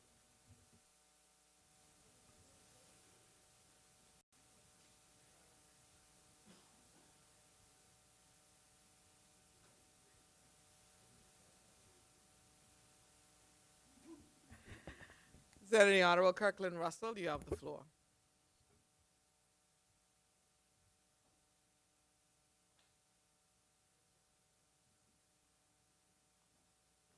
Good afternoon, Madam President. Good afternoon, honorable senators. Today, I can say that this is indeed the day that the Lord himself has made. I'm glad to be a part of it.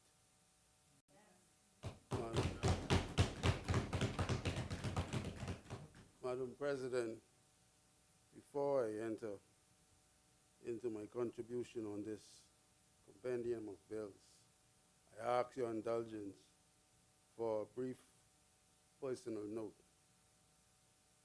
On Friday, February 13th, just before 4 a.m., I was rushed to the Rand Memorial Hospital Emergency Department via ambulance with severe respiratory complications. Madam President, those doctors, nurses, and support staff at the Rand Memorial Hospital did an amazing job to stabilize me. Their professionalism was indeed supercalifragilisticexpialidocious. Later that afternoon, I was airlifted to Doctors Hospital here in Nassau, where I received healthcare services by Bahamian healthcare professionals that I believe is unmatched anywhere in this region.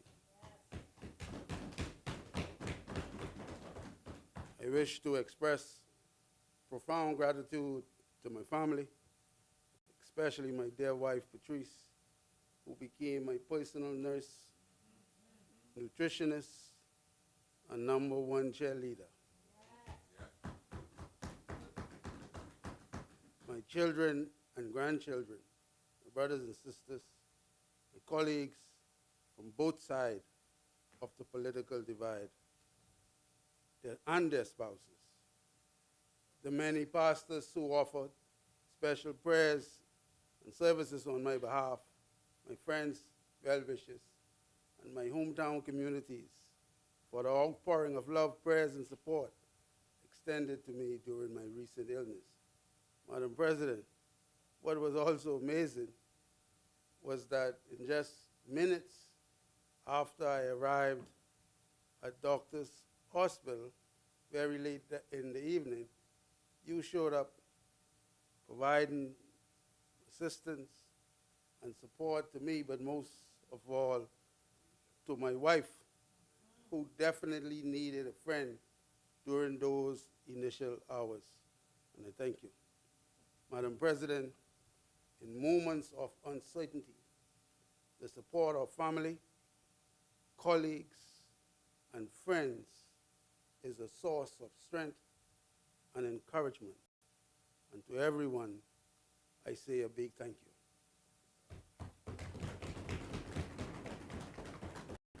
May God bless you all. Madam President, through it all, though, God was the true healing source. He did not allow me to fail, for I knew He was with me. He did not forsake or leave me to suffer. He placed so many human angels in place to take care of me and to visit me.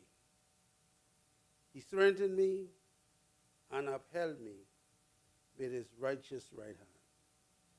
I can now say, as a witness of His goodness, to God be the glory, all the honor, and all the praise. Thank you, Madam President. In her absence, please allow me to welcome and congratulate our newly appointed Senator, the Honorable Nicole Martin, to the Honorable Senate, and say to my colleagues opposite, you have a fighter on your side. Now, let me turn to some politics for today. Somebody say, watch it. I rise today to contribute to this compendium of bills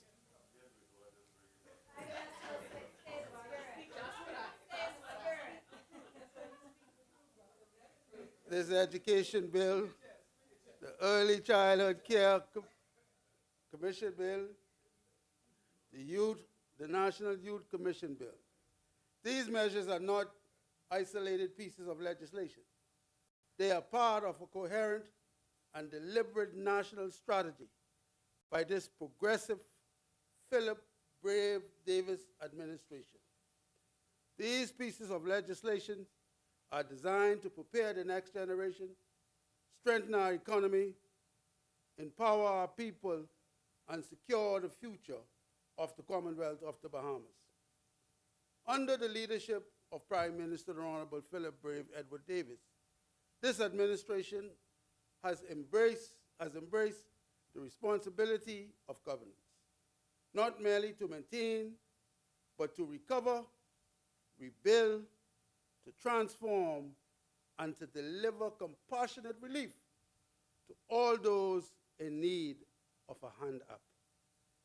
Madam President, this administration has done the heavy lifting, while others spoke, we acted.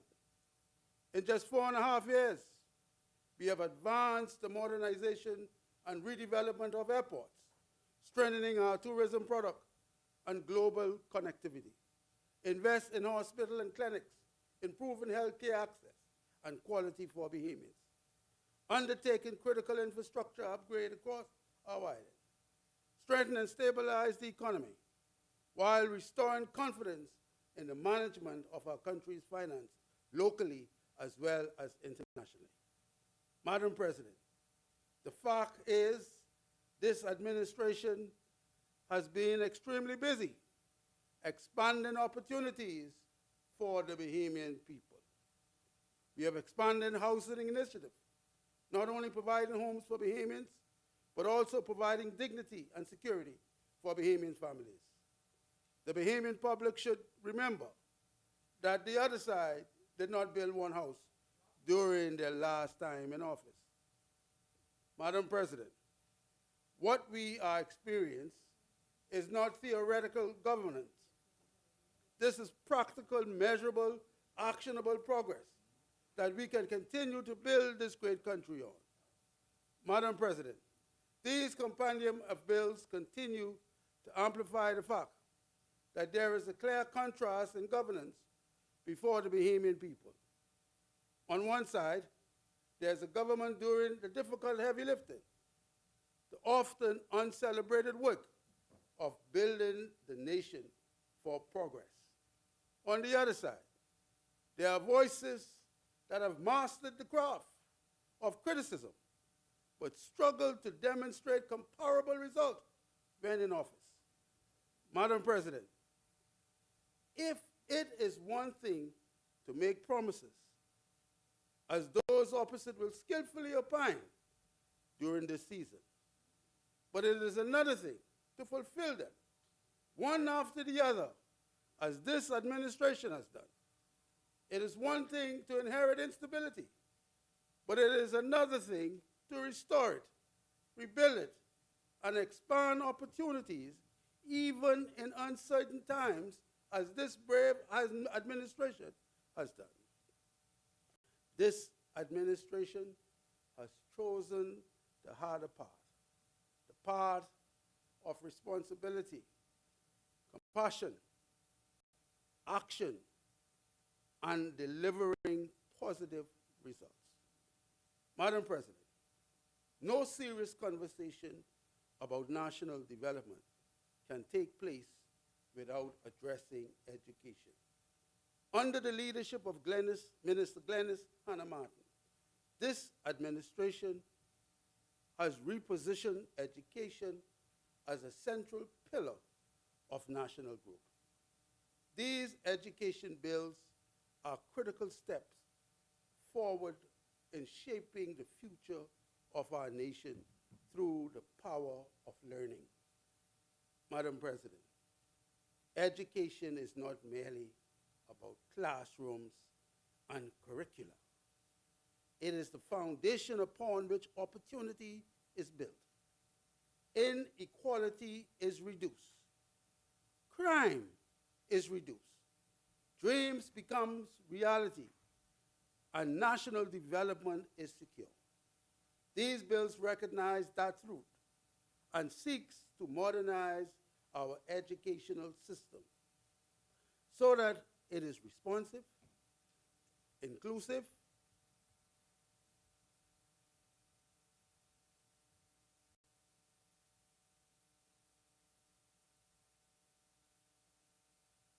cultural driven, and aligned with the demands of a rapidly changing world. Madam President, it was stated in that other place by the Minister of Education that this is the first comprehensive amendment to the Educational Act since 1962. Far too long we have acknowledged the gaps and shortfalls, whether in early childhood access, teacher support, or the integration of modernization and technology in our schools. This legislation signals that we are no longer contented with talking about the problems. This administration is acting decisively to fix it. It strengthens the framework for early childhood, ensuring that our youngest citizens are given the right to start.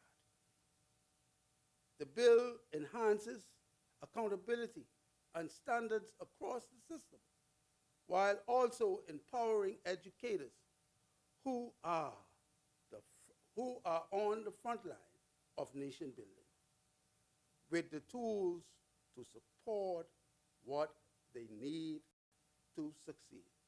Right here, I think would be a good and ideal time for me and for us to thank all our hard-working teachers for the outstanding work they are doing on a daily basis to prepare our children for a bright future.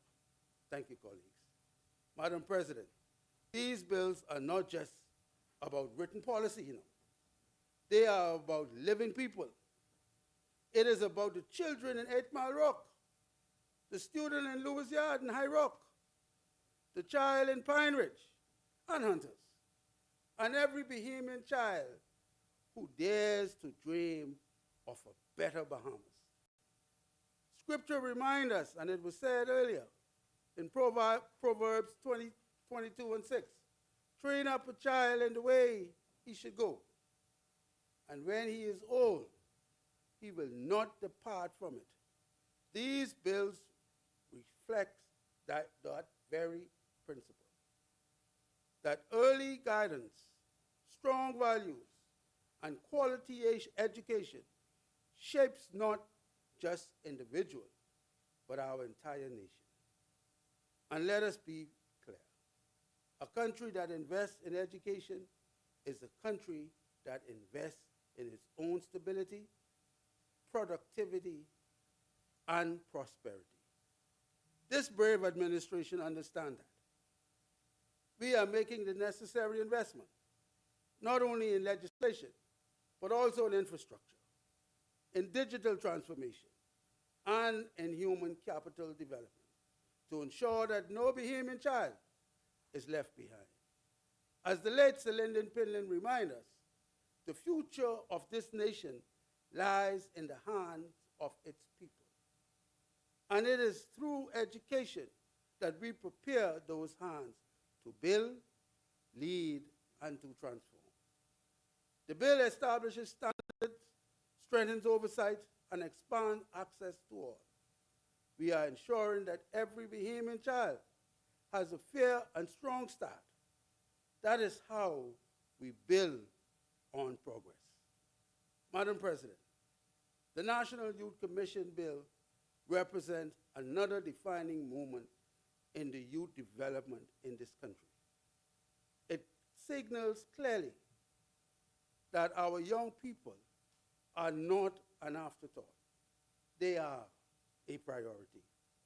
This administration has already demonstrated that commitment to our youth through the National Youth Guard program, fostering discipline, disaster response readiness, national pride, and skills development for youths all across the archipelago.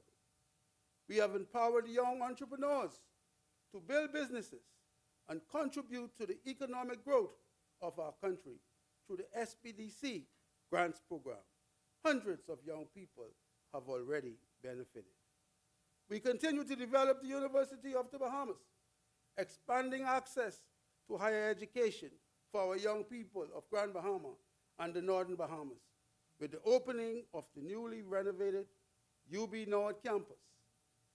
Then there is the Creative and Performing Arts School, CAPAS.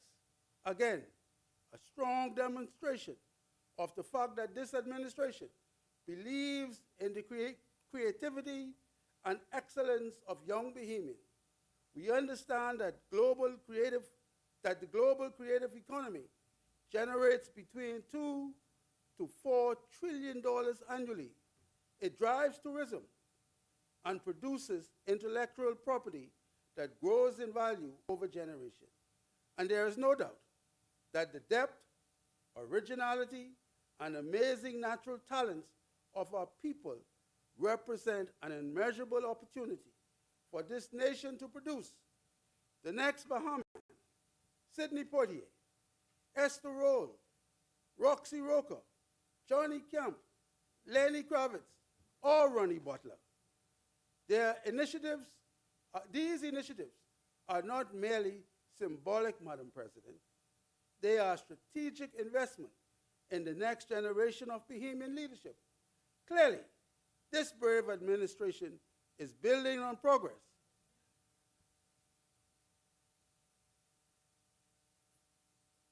for the future of all Bahamians who are interested in the creatives. Madam President, this is a triple crown approach. Senator Turner, let me tell you, the triple crown in horse racing?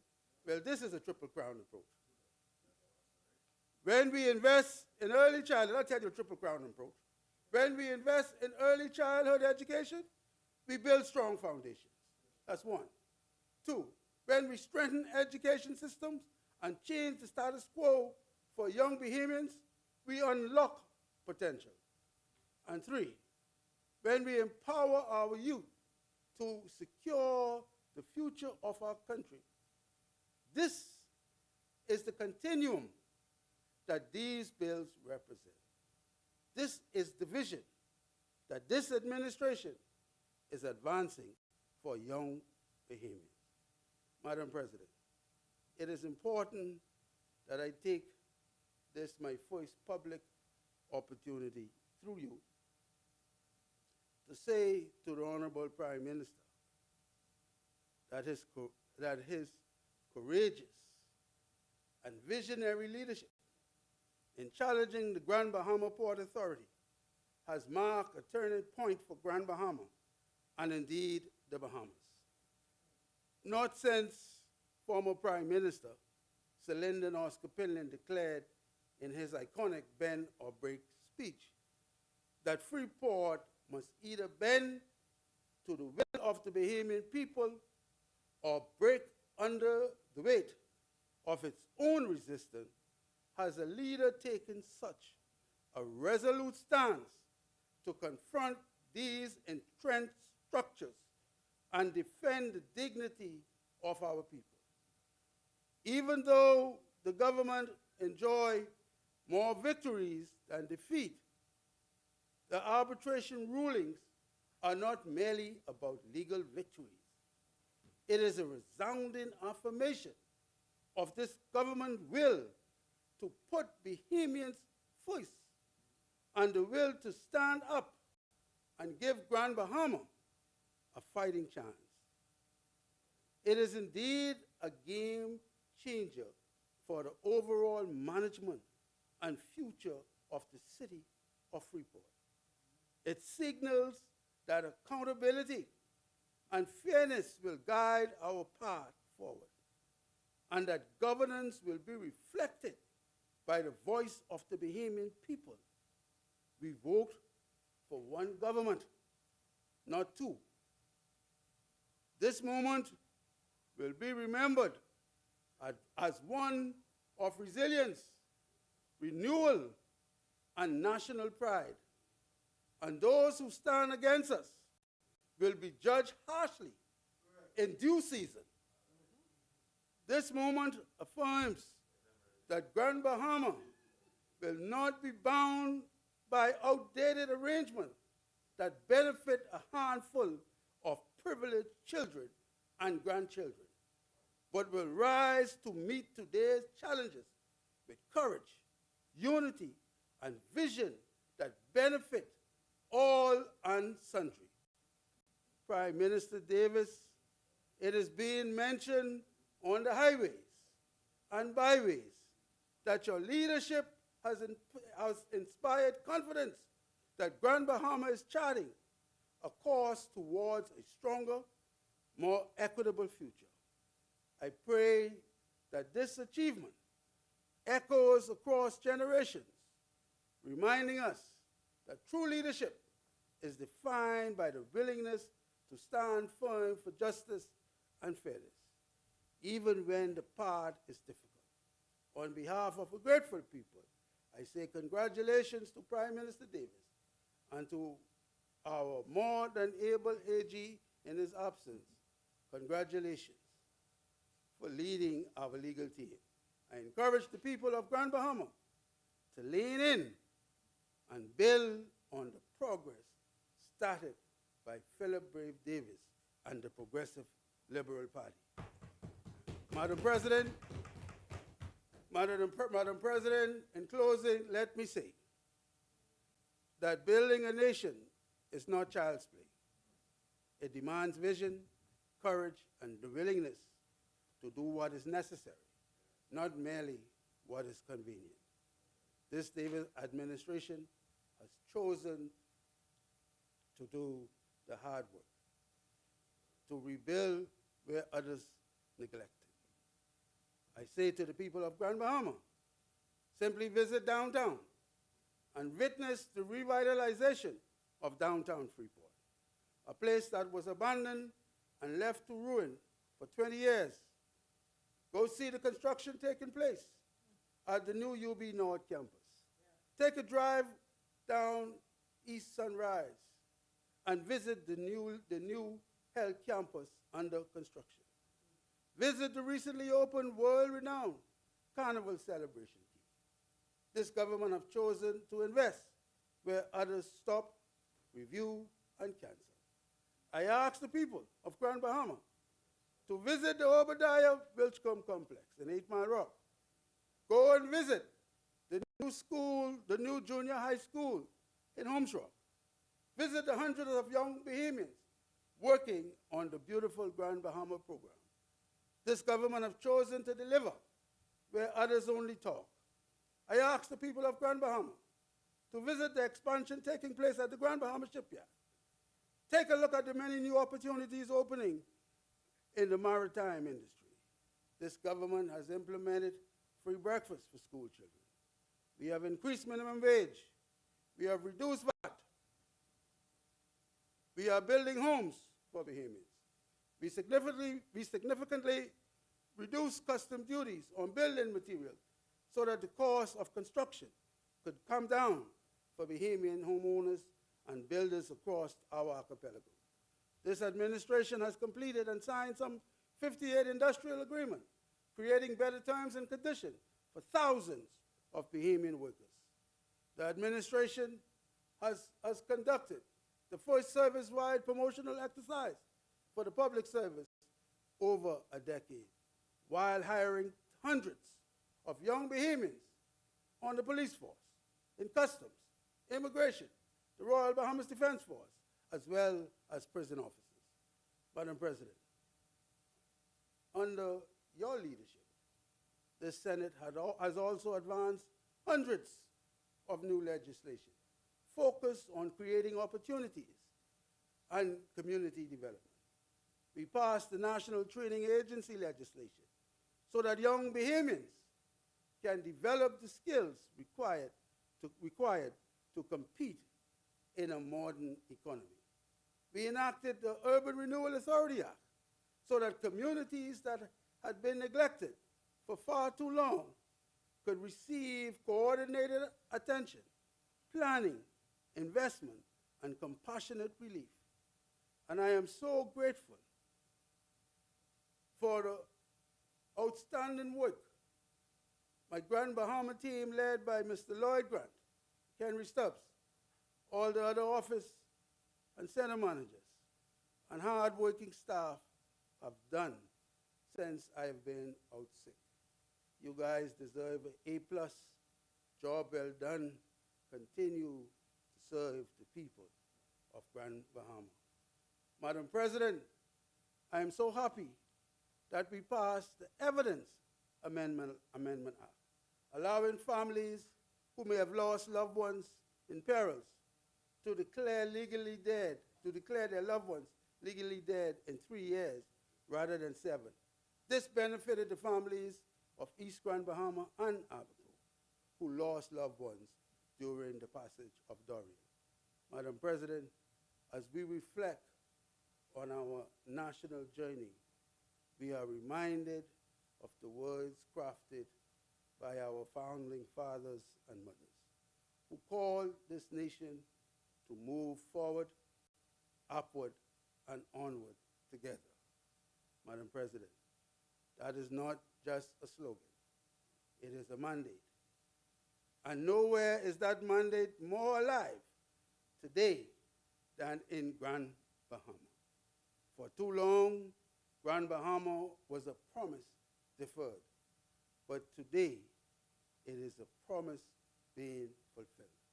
The engines of economic activity are restarting. Confidence is returning. Development is no longer a discussion, it is happening. Let me say this clearly. Grand Bahama is not waiting on the future. Grand Bahama is being revitalized today. I urge the people of Grand Bahama to take our hands, get on board, and we build on the progress.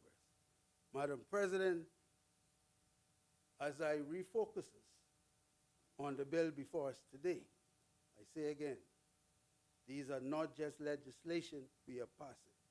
This is transformation in motion. This is the government keeping its promise to the Bahamian people.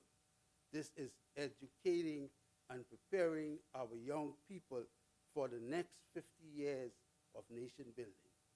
We are not where we want to be, but we are certainly not where we used to be. And because of the work being done by this brave administration, the island of Grand Bahama and the country at large is well on the way to where we must go. I say to the good people of Grand Bahama, the choice is clear. Join a team nearest you that is building on progress, where you are safe with brave. Madam President, I lend my full support to these bills. I commend them to this honorable Senate. May God continue to bless this administration, and may God continue to bless the Commonwealth of the Bahamas. Thank you, Madam President.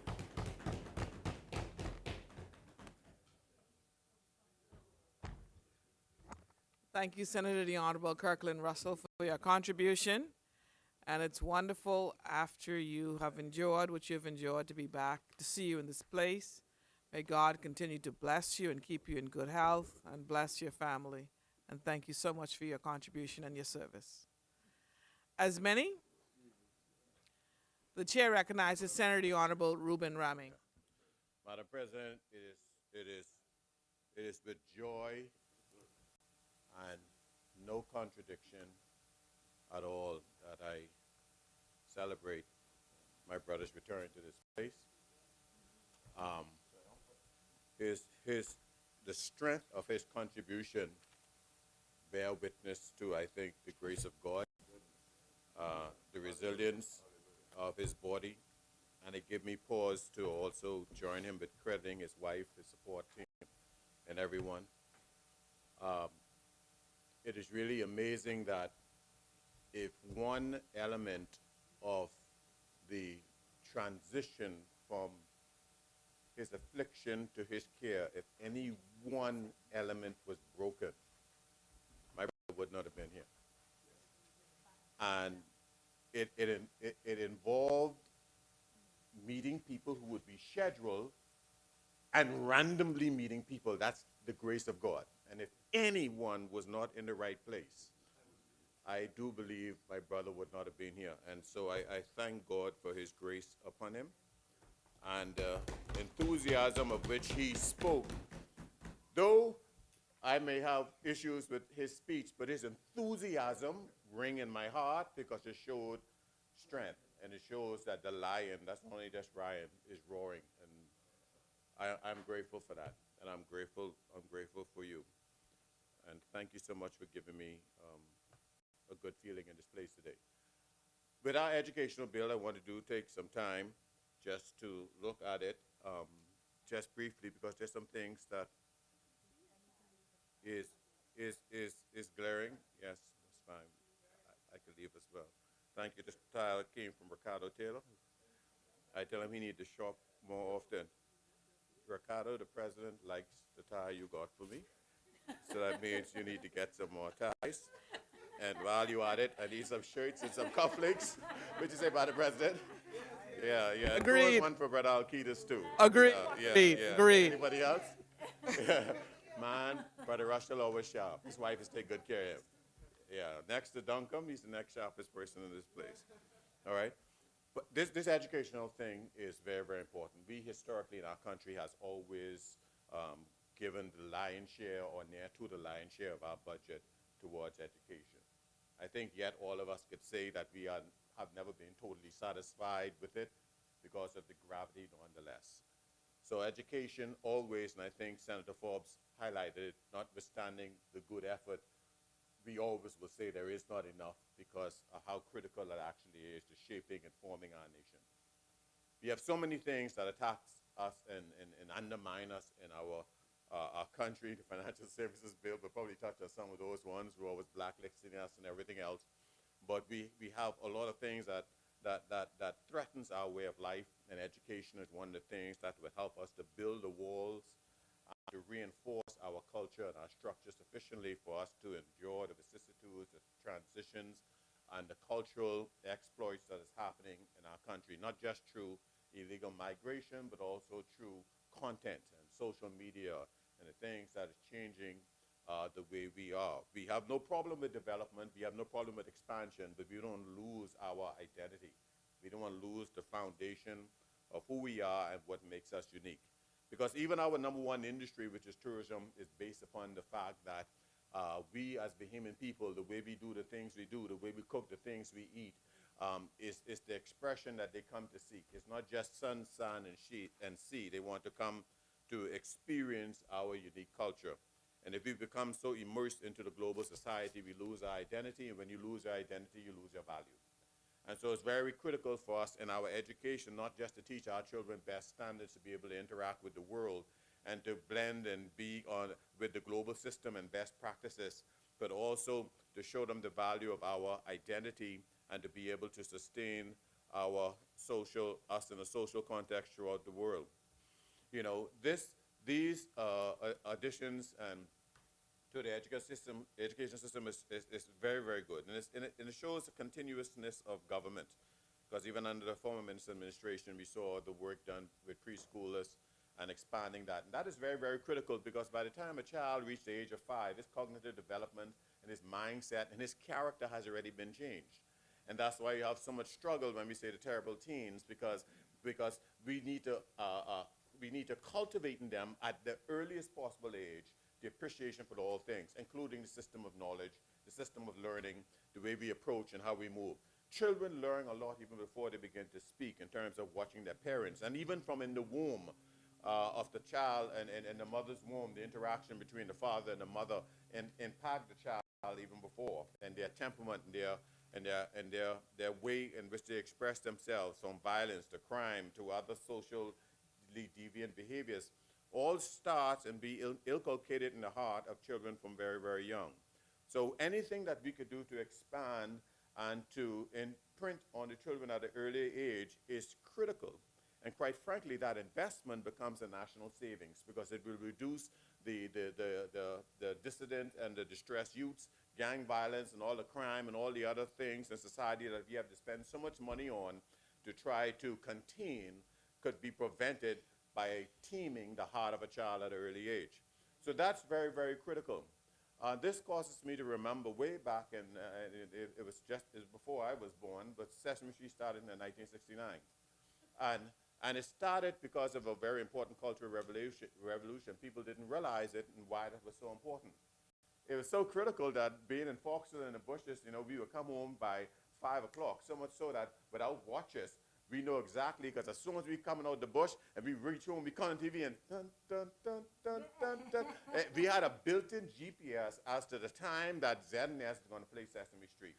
And Sesame Street came about because it addressed many significant needs. It began to realize that children of more privileged heritage and different classes at that time were doing better educationally. And it wasn't because they were better as human beings, it was because their exposure to early education in math and language and letters and the things that Sesame Street did was provided was they got that earlier than the underprivileged children.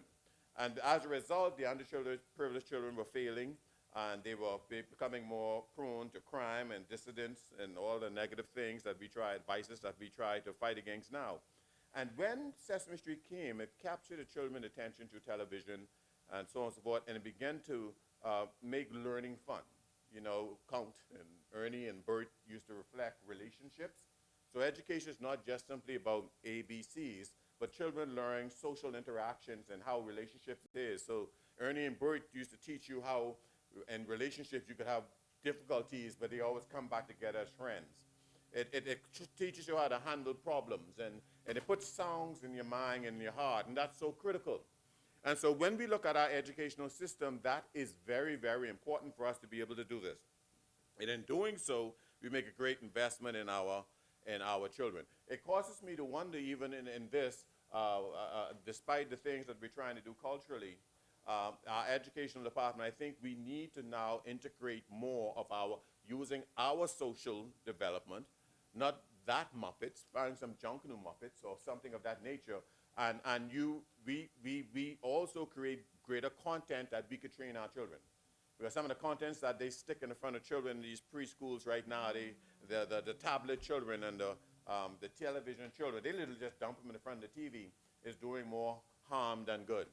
So our cultural, using our cultural skills and our cultural and our stories and our heritage are tremendous tools for developing our children going forward.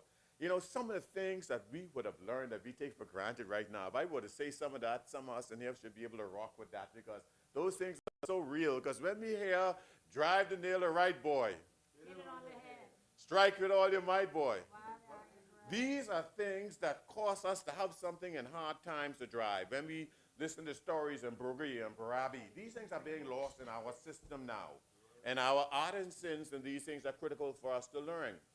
We learned that thing that caused us to have been recognized as a nation with drive and eternal fortitude. It caused us to look up and be proud of our national anthem and say, see how the world marks the manner of our bearing, pledge to excel. Because back in the day, we learned to use our hands.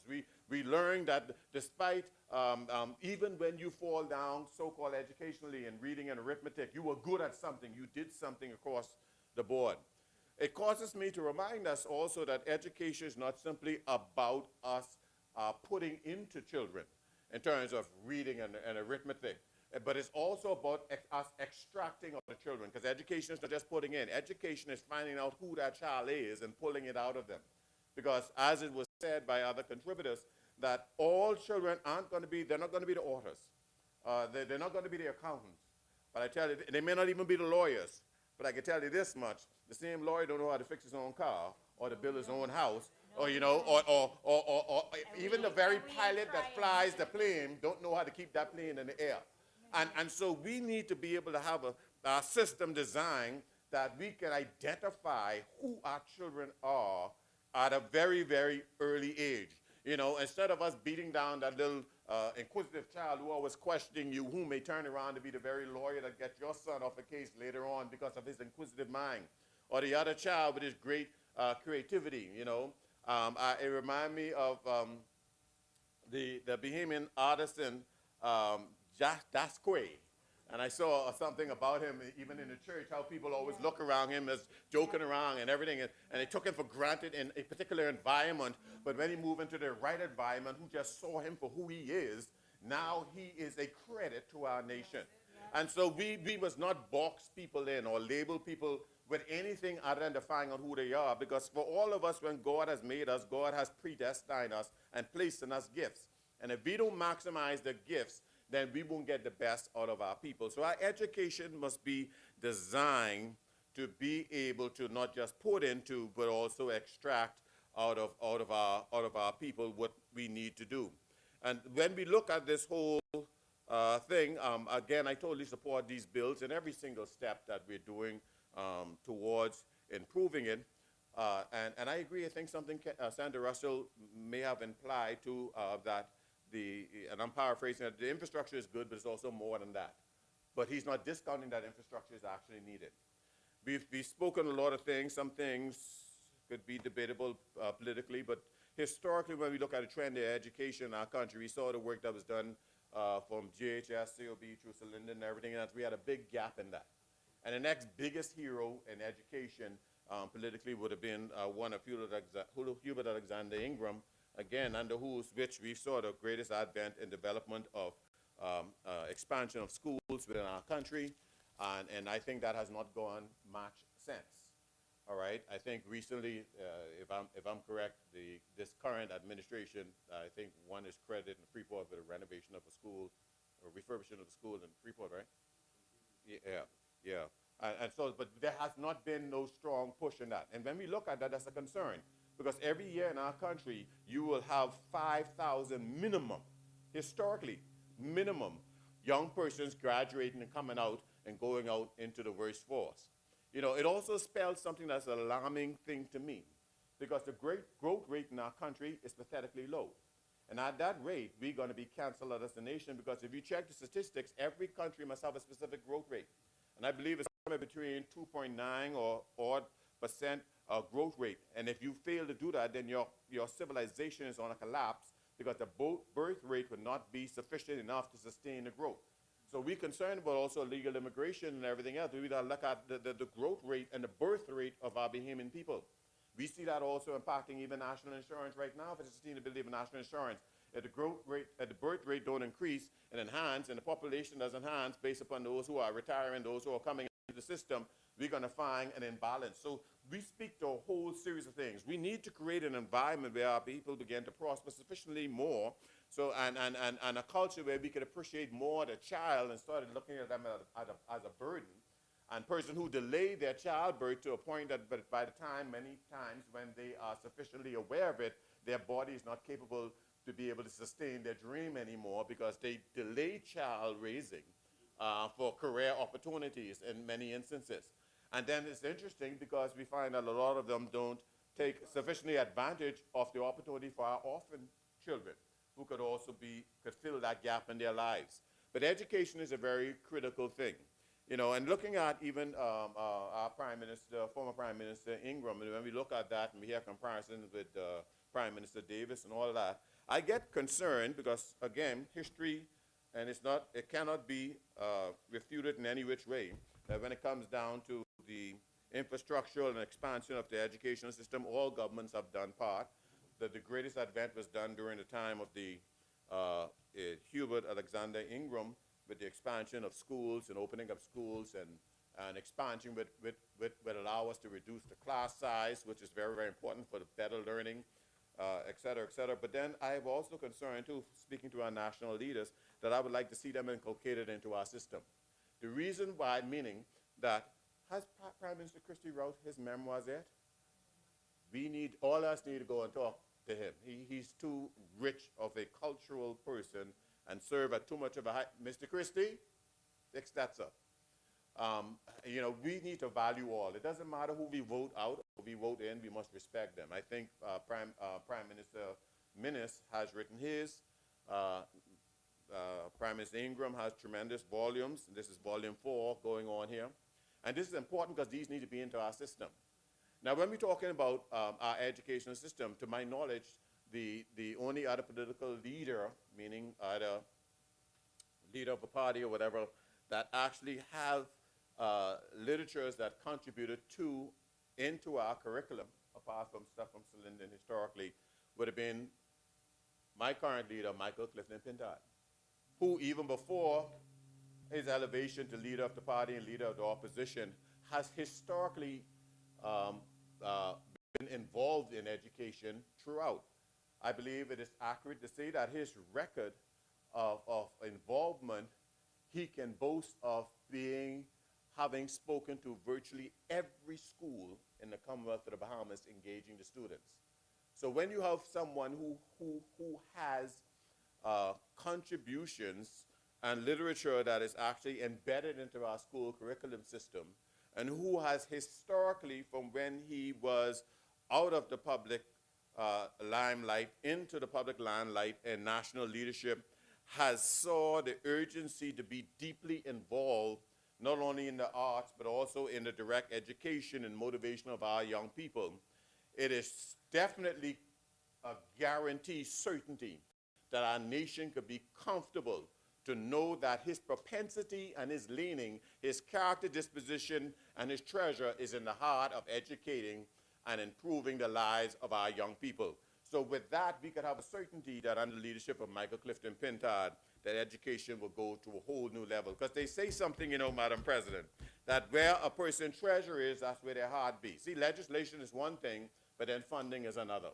Because with this legislation, probably Senator Alcides could probably answer it, we want to see where the funding is going to come in behind that. Because obviously with this legislation, this should not have been a surprise to this administration that this would be something that they would want to achieve definitely before the election. I don't consider it good or bad, just a simple statement of a fact.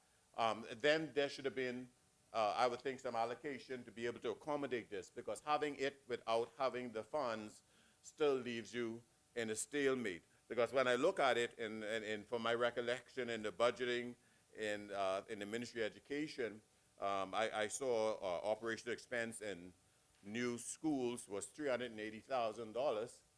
That ain't much for a new school and whatever else. And even for government school grant improvements and upkeep was what, $322,000.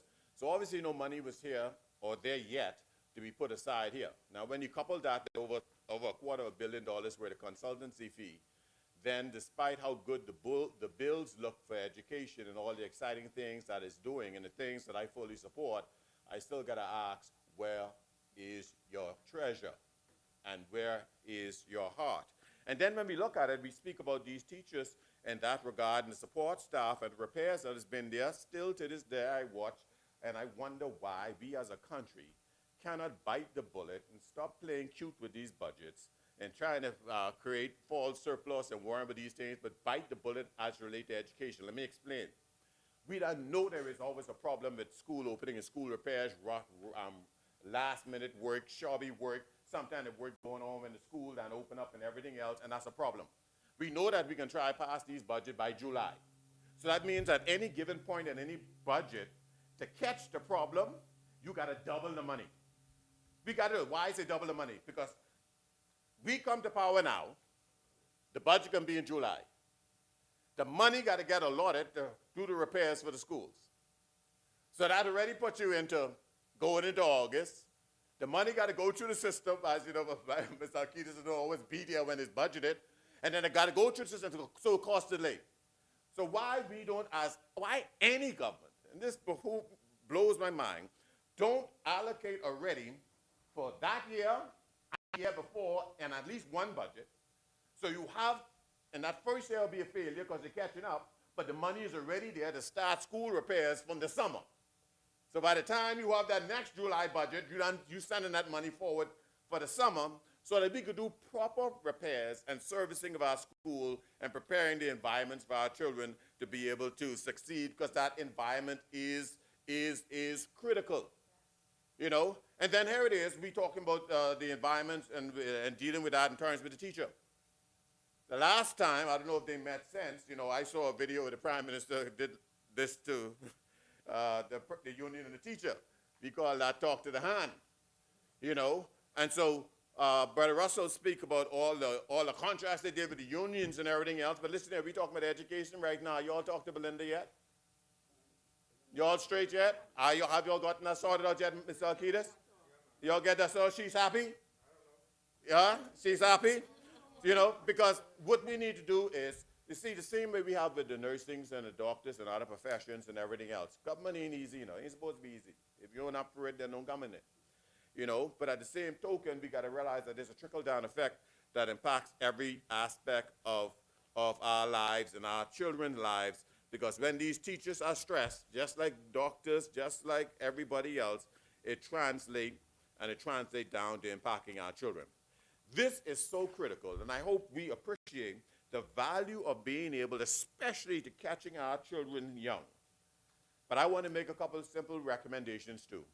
We need to do within our school program, because I've learned, and in my teaching, what I do is I realize that you learn twice when you teach. So when we have students who excel and build relationships, can we produce and introduce a program where the children that excel can assist in tutoring the ones who are not? And then we reward them with a stipend. You see, because sometimes when we do this socialistic approach to education, where with everybody graduating and everybody getting treated the same way, we don't create the spirit of aspiration for somebody to aspire to something. Because when they realize now you could be an A student, and by you helping another student, you reinforce yourself, and you got a little something that's going to motivate other students to want to step up their game in terms of that. We have a great problem, Madam President, especially with the home situation. I remember reading just recently in this volume 4 of the book by Prime Minister Ingram and some of his contributions with education, where he spoke to that as well.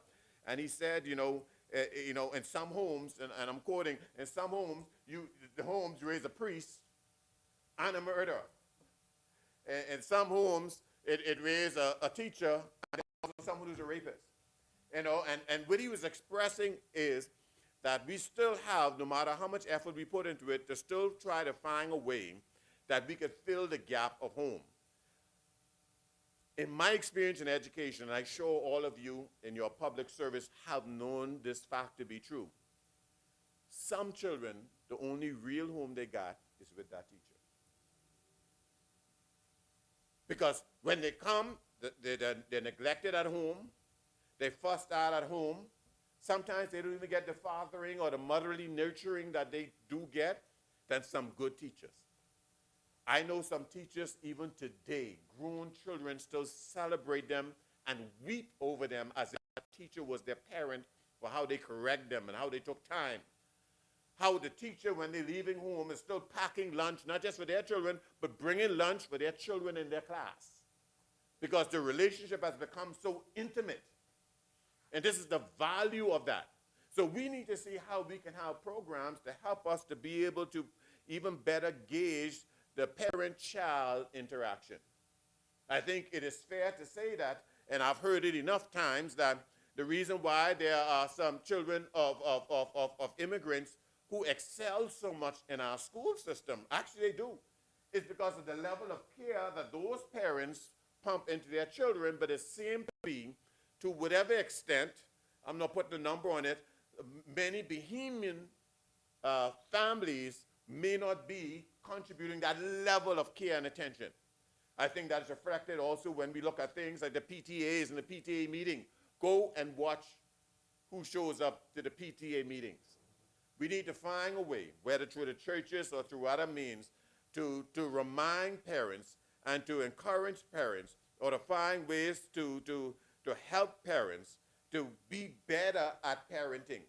Because regardless of how much good we do in school, if every time you put something in school and it is withdrawn negatively or not reinforced at home, we're going to find that it will cause our investment to be in vain.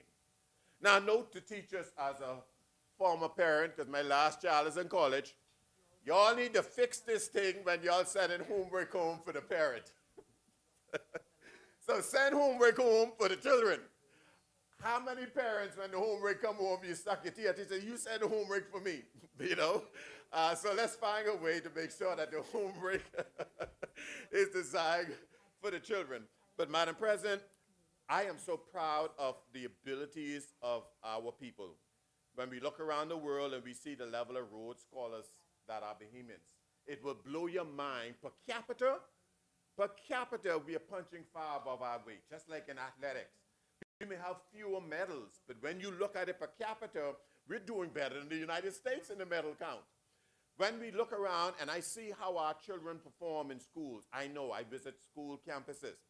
And some of the same students that we look at in a negative way, calling them de-average, when they go into the United States system, I'm not talking about the deviant, those who apply themselves, they're excelling. And it caused me to realize that, you know what, for as much of the shortfalls that we criticize ourselves about, there are some things that we're doing in our standard that exceeds that of what is being done in more developed countries who may have more resources and everything else. So I commend our students who have gone out there. We have astronauts now. We have people all over the place now. We have Bahamians running Fortune 500 companies now. We have Bahamians running major municipalities in the United States and Florida and all over the place. We need our people to see themselves out there so that they could know this is what we could achieve. So with that, I do want to commend the administration for continuing the quest for better education, and I thank them for that. I look forward to see where the monies will be invested into what is being done. And I'm looking forward, and this is to our newspapers, where we can also see the success of our young people instead of all the deviant activities. We need in our country to accentuate the positive, and that will help eliminate the negative. Because if the only ones who getting attention is the squeaky wheels, then the other wheels might as well stop moving. If the only one get attention is when you hear about somebody in a gang warfare, but you don't look at the A students or the spelling bees or the ones who are doing great things, we are defeating ourselves. If you only show the negative, you're going to create negative thinking. We must highlight the good in our society so people have something to aspire to. So with that, Madam President, I want to support this bill, and I want to thank you, and I just want to ask Brother Russell, 2 weeks has passed since the developers of the Grand Lucaya has promised that they're going to come with something special. It done passed. I want to hear whatever else, because like you, I want to see Grand Bahama grow. And so maybe Senator Alcides can let me know, we get that thing yet? They put that money in the bank yet? Because 2 weeks has passed, and that's very, very important to me. With that, Madam President.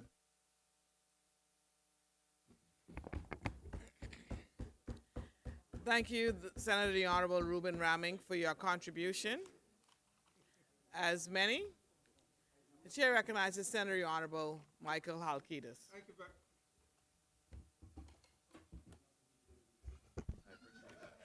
Thank you very much. Thank you very much, Madam President. I want to thank all colleagues for their contributions to the bills. I would just want to just address one or 2 points. Senator Henfield has brought to my attention issue in the Early Childhood Care Commission bill, where it referenced early childhood being between the age of birth and 5 years. And the explanation that I was advised is that in order to go into grade 1, you have to be 5 years old by the 30th of September of that year. Right. And so if you turn 5 after the 30th of September, they want you to still be eligible to go into primary school. But I thank all senators for their contributions, and I think it shows, Madam President, that education is indeed an issue around which and the provision of quality education and access to quality education is one around which we can all rally. And Madam President, this has been the case for many years, I think, indeed, since if we go back to way back, majority rule and you know, maybe before, but I recall on the weekend I had the pleasure of having dinner with a group of people, and in that was a graduate of the government, some of them say, and I was advised that, you know, some people say they went to the government high school. But the true, apparently the true number, they don't even say it. All they say is, I went to the.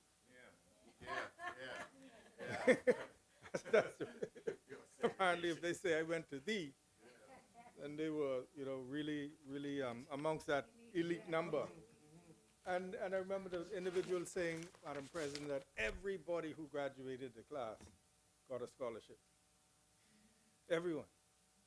And that was a stance taken by the government in those early days, because we needed to build a cadre of educated professionals to run the new country that, you know, we had moving to independence and right around the time of independence, and which is amazing. And I think that sort of commitment has followed us all through. And so I think each of us has various administrations done their part to continue to expand the provision of education, whether it be the scholarships or the physical premises. I want to say, Madam President, just before I wrap up this education bill, is that I am particularly excited about the early childhood commission bill, Madam President, and the focus that it will bring to early childhood education. And we know it'll cost money. We know it'll cost money, and we have, I think this is the first step, putting in place the infrastructure, so to speak, the framework, and we know that this is important to us, for us to be able to compete on the world stage, and we say that, and it is important, it's here. We must provide these resources to education, and I look forward, Madam President, to the construction, and we've committed to do this, of a brand new, state-of-the-art preschool in the Coconut Grove community to replace the existing one. And I say, Madam President, I can say to all senators that, you know, we promised a new clinic, and we see the Coconut Grove Advanced Healthcare Center racing rapidly to completion. And so we promised that, and it's there. And so when we say on the site of the preschool that's there now, we're going to put a modern one, because nothing is too good for the people of Coconut Grove and Bahamas. So we will do that. And the truth of it is, we see there was a clinic at that site, and now we see what we're doing. And there's a preschool at the old site in Ackland Street, and we're going to tear that down and build a new edifice so that our parents can walk their children to school. Awesome. And we obliterate that learning gap in the early ages, and so that is what we're going to do, Madam President. And so, Madam President, with those few words, at this time I move for second reading and committal of a bill to modernize, amend, and consolidate the law relating to the education system in the Bahamas. It has senators, it has been moved and seconded that the following bill be read for a second time and committed. Order. Senators, I'm about to put the question. Thank you. A bill for an act to modernize, amend, and consolidate the law relating to the education system in the Bahamas. As many are in favor, say aye. Aye. Those opposed, say nay. The ayes have it. The motion is carried. Order the bill be read for a second time and committed. A bill for an act to modernize, amend, and consolidate the law relating to the education system in the Bahamas. For the second reading. Yes, Madam President. Madam President, I now I rise to move for second reading and committal of a bill for an act to amend the Automatic Exchange of Financial Account Information Act. And I will do this, and I will do the second readings of the other bills related to education when I move the rest of these, Madam President. I'll Okay. debate this, and then we'll move on. You shouldn't. And as well, Madam President, we will also address the Decentralized Autonomous Organizations Bill and the Usufruct Interest Bill 2026. And Madam President, it is very interesting because what we often say when we debate bills, and we have come here often to look at things like automatic exchange of information and tax information exchange agreements and all of those bills related to regulation and what we call global compliance with global standards, is that, and even when we go abroad and we promote our financial services industry, we say that we strive to have an industry that is globally compliant, but in that global compliance, we also want to have an industry that is competitive, that remains competitive in the financial center space. And part of that competitiveness is to ensure that, yes, we are globally compliant, but as well, we have instruments, our legislation is modern, we have instruments and products, financial products that would attract investments and would attract clients, and we balance those two. And it's very appropriate that today, as we speak about amendments to the Automatic Exchange of Financial Account Information Bill, which speaks to remaining globally compliant and demonstrating effectiveness with our compliance regime, we also have two other pieces of legislation, the Decentralized Autonomous Organizations Bill and the Usufruct Interest Bill, which speaks to the development of products and bringing legislation to develop products that would deepen our financial services industry and give us a competitive edge. But, Madam President, the Automatic Exchange of Financial Account Information Amendment Bill 2026 seeks to amend the Automatic Exchange of Financial Account Information Act number 37 of 2016 to enhance and provide clarity with respect to the time frames for the registration of financial institutions, reporting financial institutions and non-reporting financial institutions, filing deadlines of information returns, opening and closing dates for the reporting portal, and the issuance of automatic administrative penalties and notice-based administrative penalties. Madam President, the Automatic Exchange of Financial Account Information is one of several of the Organization for Economic Cooperation and Development, that is the OECD's initiatives aimed at enhancing tax transparency across borders, and is a vital feature of the financial landscape of the Bahamas, financial services industry. Madam President, when the Bahamas committed to the implementation of the Standard for Automatic Exchange of Financial Account Information in Tax Matters in the year 2014 and introduced the Automatic Exchange of Financial Account Information Act 2016, the Bahamas joined a global network of participating jurisdictions involved in the sharing of financial account information. This, Madam President, was and still is to encourage greater transparency and cooperation between countries in combating tax evasion and financial crimes. And as a result, the Bahamas is under an obligation to collect detailed financial account information from its financial institutions and automatically share it with participating jurisdictions on an annual basis. This process, Madam President, ensures that individuals and entities are appropriately taxed on their global income regardless of where their financial assets are held. And so, Madam President, with the combination of the Automatic Exchange of Financial Account Information Act 2016 and its amendments, the Automatic Exchange of Financial Account Information Regulations 2017 and its amendments, and the Automatic Exchange of Financial Account Information Guidance Notes, the Bahamas has the regulatory framework in place for the collection and exchange of financial account information. We have all the legislation and regulation in place.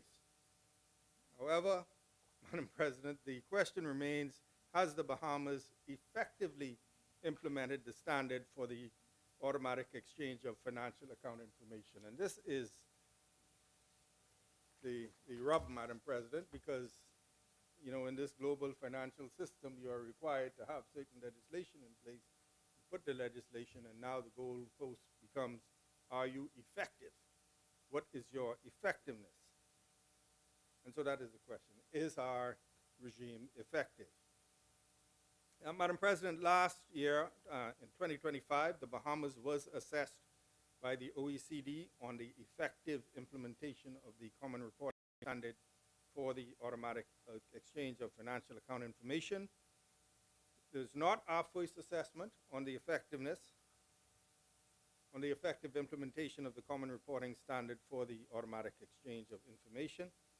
The first round of assessment took place during the year 2021, and it resulted in an, quote, on-track rating for core component 2, which covers exchange of information with partner jurisdictions. So we were on track, and we were rated non-compliant for core requirement 1, which deals with the effective implementation of the CRS standard with an overall rating of non-compliant. In the July 2025 assessment was our second round of effectiveness assessment, and the OECD assessors noted that the Bahamas they noted our increase in efforts to address the recommendations, but determined that the progress made by the Bahamas was insufficient to secure a largely compliant rating, as material deficiencies were identified, which have had or are likely to have a fundamental impact on our effectiveness. And so, Madam President, a few recommendations or deficiencies listed centered around a lack of a well-defined coordination structure between what they call the designated supervisory authorities, that is our Central Bank of the Bahamas, our Securities Commission, our Insurance Commission, and the Ministry of Finance, and that the Bahamas should ensure that its organizational structure is effective, including through planning and coordinating of compliance strategies.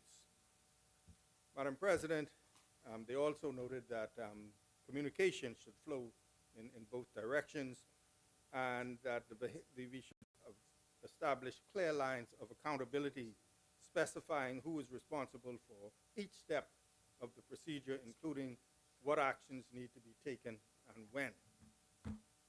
Further, Madam President, the Bahamas has to maintain a strong understanding of the reporting financial institution population to ensure effective oversight and to obtain and utilize sufficiently broad sources of information to identify the reporting financial institution population, including both regulated and non-regulated entities, to ensure that they are reporting as required. So in short, if you don't have anything to report, you do a report saying we have nothing to report. In addition, Madam President, it has been suggested that we place greater attention to understanding, as I have said, the non-reporting financial institution population, which also requires monitoring and carry out further activities to ensure the correct application of the standard. Madam President, from the onset, it might seem that the amendments care, housing, and the ease of doing business. At the end of the day, our responsibility is simple. Our responsibility in this place is simple: to ensure that the work we do here is felt in the lives of the Bahamian people, not in speeches, not in headlines, not in complex legislation that sounds impressive but changes nothing for the average family trying to get by. Because let's be honest, whilst we sit here debating sophisticated frameworks and global financial structures, Bahamians are outside this chamber trying to figure out how to pay their light bill, how to afford rent, and how to stretch a grocery budget that no longer stretches. And that is the disconnect. This government wants credit for being modern, for being innovative, for being globally competitive. But what does that mean to the Bahamian who is working hard and still falling behind? What does that mean to the nurse who is still waiting to be paid? What does that mean to the young person who cannot afford to live in the country they were born in? We can pass every advanced law in the world, but if the people are still struggling, we are not governing well. And right now, too many Bahamians know the truth. They are not better off. So yes, we will debate. Yes, we will scrutinize. Yes, we will support what makes sense. But we will not pretend. We will not pretend that this is enough. We will not pretend that this is what Bahamians are asking for. And we will not pretend that progress on paper is the same as progress in people's lives, because it is not. The work ahead is clear and it is urgent. To build a country that does not just work for those at the top, but works for every Bahamian who is doing their best to get ahead and deserves a fair shot. That is the standard, and that is the fight. Thank you, Madam President. Thank you, Senator the Honorable Michael Abonnet Ellis, for your contribution. As many.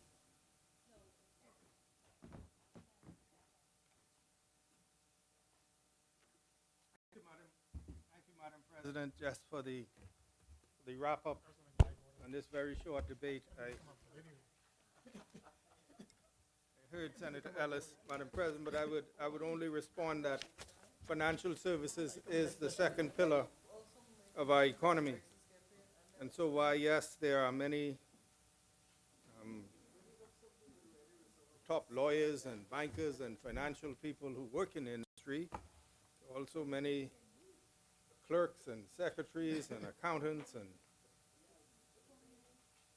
other service providers who really depend on that industry. And so it is not only for those at the top. Being a compliant jurisdiction also allows us to attract investment that inures to the benefit of Bahamians from top to the proverbial bottom. And so I would say those few words, Madam President, and just again formally move for second reading and committal of a bill for an act to amend the Automatic Exchange of Financial Account Information Act. It has been moved and seconded that the following bill be read for a second time and committed. A bill for an act to amend the Automatic Exchange of Financial Account Information Act. As many as in favor say aye. Aye. Those opposed say nay. The ayes have it. The motion is carried. Order bill be read for a second time and committed. A bill for an act to amend the Automatic Exchange of Financial Account Information Act. For the second reading of bills. Yes, Madam President, I move for second reading and committal of a bill for an act to establish and regulate decentralized autonomous organizations and for connected purposes. It has been moved and seconded that the following bill be read for a second time and committed. A bill for an act to establish and regulate decentralized autonomous organizations and for connected purposes. As many as in favor say aye. Aye. Those opposed say nay. The ayes have it. The motion is carried. Order the bill be read for a second time and committed.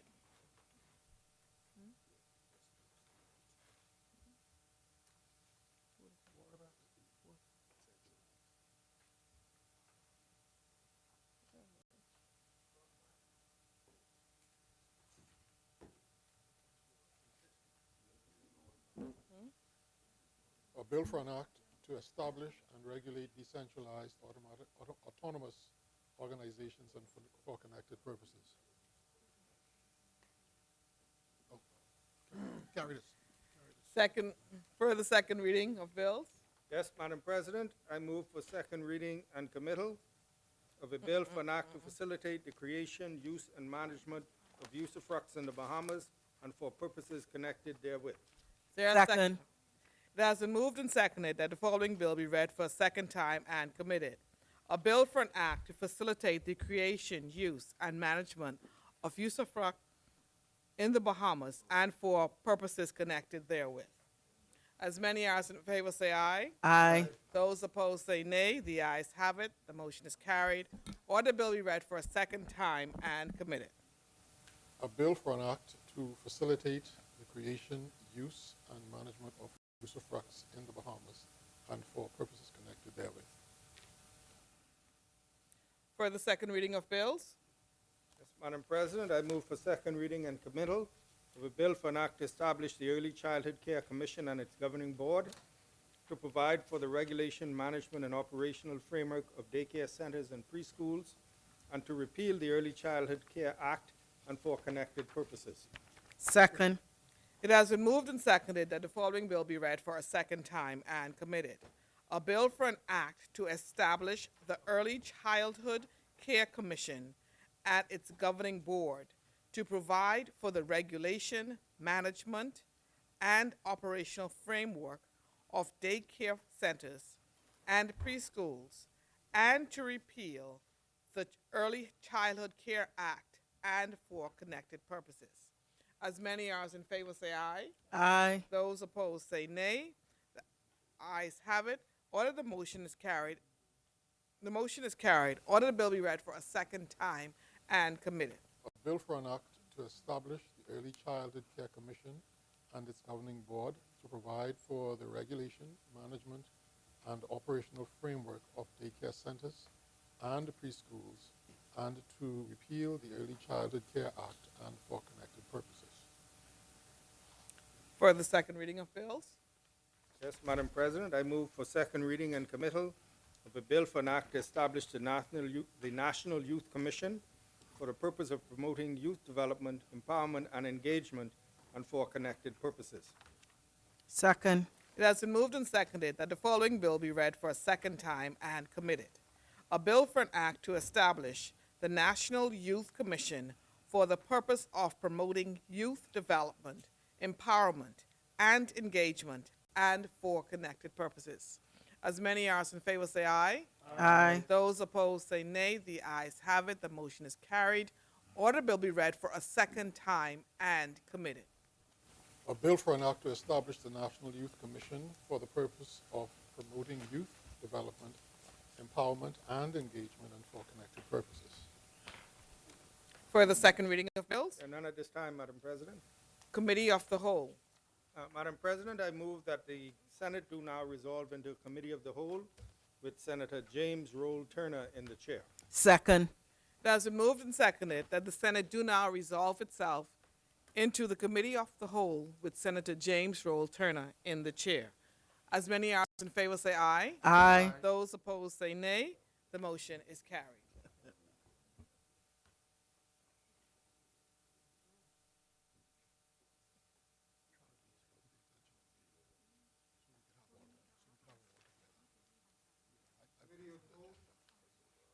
Mr.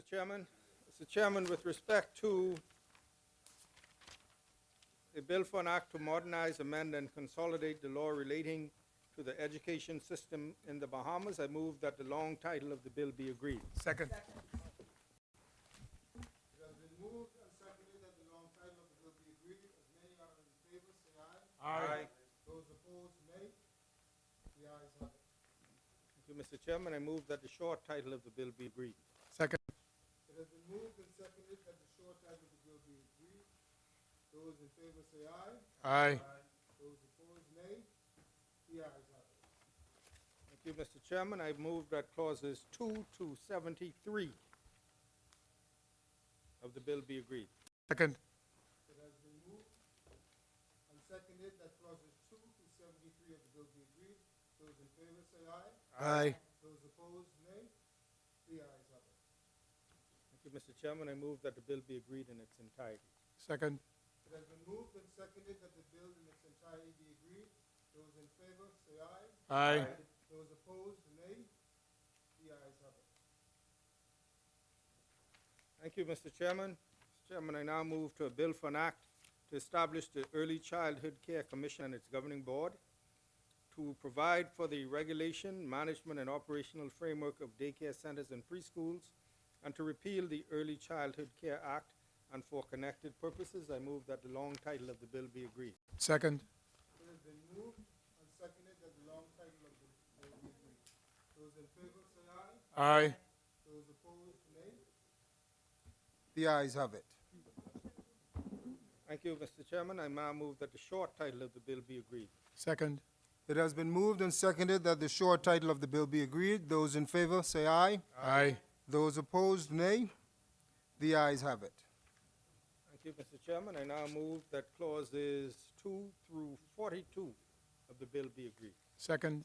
It has been moved and seconded that clauses 2 through 42 be agreed. Those in favor, say aye. Aye. Those opposed, nay. The ayes have it. Thank you, Mr. Chairman. I now move that the bill be agreed in its entirety. Second. It has been moved and seconded that the bill be agreed in its entirety.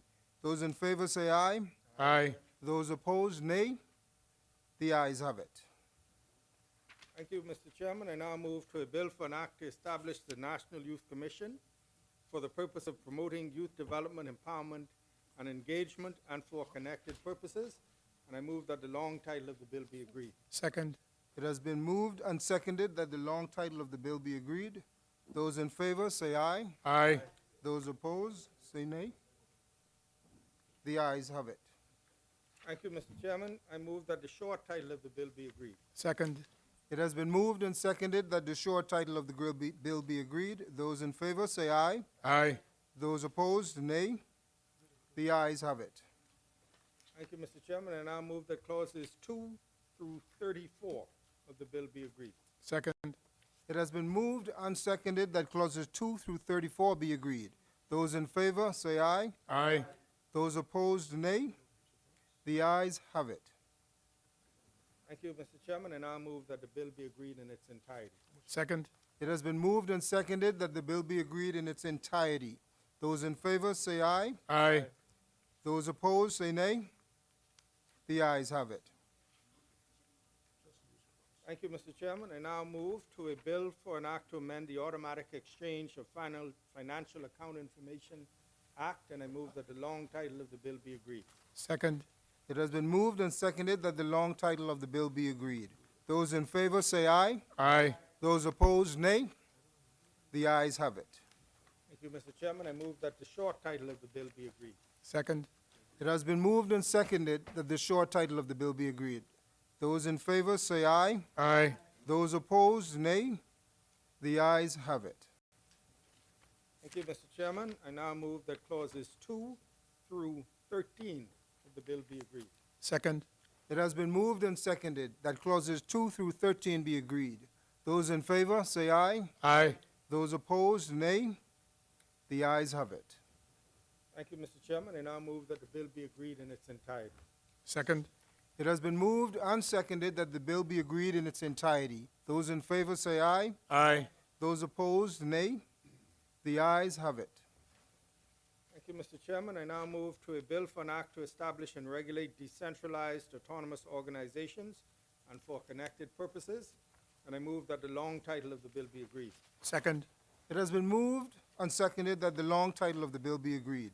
Those in favor, say aye. Aye. Those opposed, say nay. The ayes have it. Thank you, Mr. Chairman. I now move that the short title of the bill be agreed. Second. It has been moved and seconded that the short title of the bill be agreed. Those in favor, say aye. Aye. Those opposed, nay. The ayes have it. Thank you, Mr. Chairman. I now move that clauses 2 through 20 of the bill be agreed. Second. It has been moved and seconded that clauses 2 through 20 be agreed. Those in favor, say aye. Aye. Those opposed, nay. The ayes have it. Thank you, Mr. Chairman. I now move that the bill be agreed in its entirety. Second. It has been moved and seconded that the bill be agreed in its entirety. Those in favor, say aye. Aye. Those opposed, say nay. The ayes have it. Thank you, Mr. Chairman. I now move to a bill for an act to facilitate the creation, use, and management of usufructs in the Bahamas and for purposes connected therewith. And I move that the long title of the bill be agreed. Second. It has been moved and seconded that the long title of the bill be agreed. Those in favor, say aye. Aye. Those opposed, say nay. The ayes have it. Thank you, Mr. Chairman. I move that the short title of the bill be agreed. Second. It has been moved and seconded that the short title of the bill be agreed. Those in favor, say aye. Aye. Those opposed, nay. The ayes have it. Thank Thank you, Mr. Chairman. I now move that clauses 2 through 34 of the bill be agreed. Second. It has been moved and seconded that clauses 2 through 34 of the bill be agreed. Those in favor say aye. Aye. Those opposed say nay. The ayes have it. Thank you, Mr. Chairman. I now move that the bill be agreed in its entirety, inclusive of the first and second schedule. Second. It has been moved and seconded that the bill be agreed in its entirety, inclusive of the first and second schedules. Those in favor say aye. Aye. Those opposed say nay. The ayes have it. Thank you, Mr. Chairman. Mr. Chairman, I now move that Madam President do now take the chair. Second. It has been moved and seconded that the President do now take the chair. As many are as in favor, say aye. Aye. Those opposed, say nay. The ayes have it. The motion is carried. The President will now take the chair.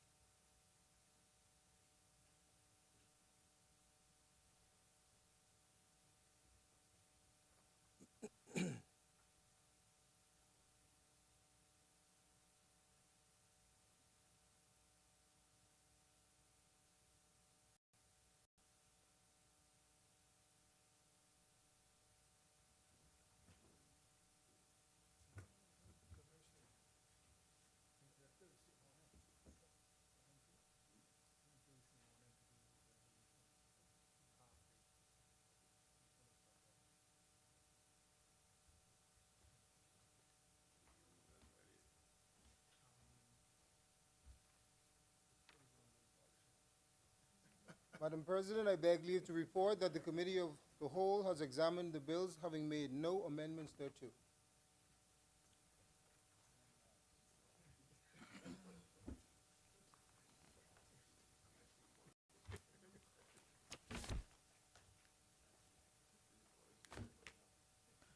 Honorable members, Senator James Roll Turner, Chairman of the Committee of the Whole, has reported that the committee has examined the bills, having made no amendments thereto. Third reading and passing of bills. The chair recognizes Senator Honorable Michael Halkitis. Thank you, Madam President. Madam President, I move for third reading and passing of a bill to modernize, amend, and consolidate the law relating to the education system in the Bahamas. Second.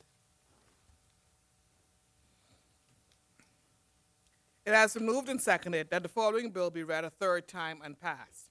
As many as in favor say aye. Aye. Those opposed say nay. The motion is carried. Order the bill be read for a third time and passed. A bill for an act to modernize, amend, and consolidate the law relating to the education system in the Bahamas.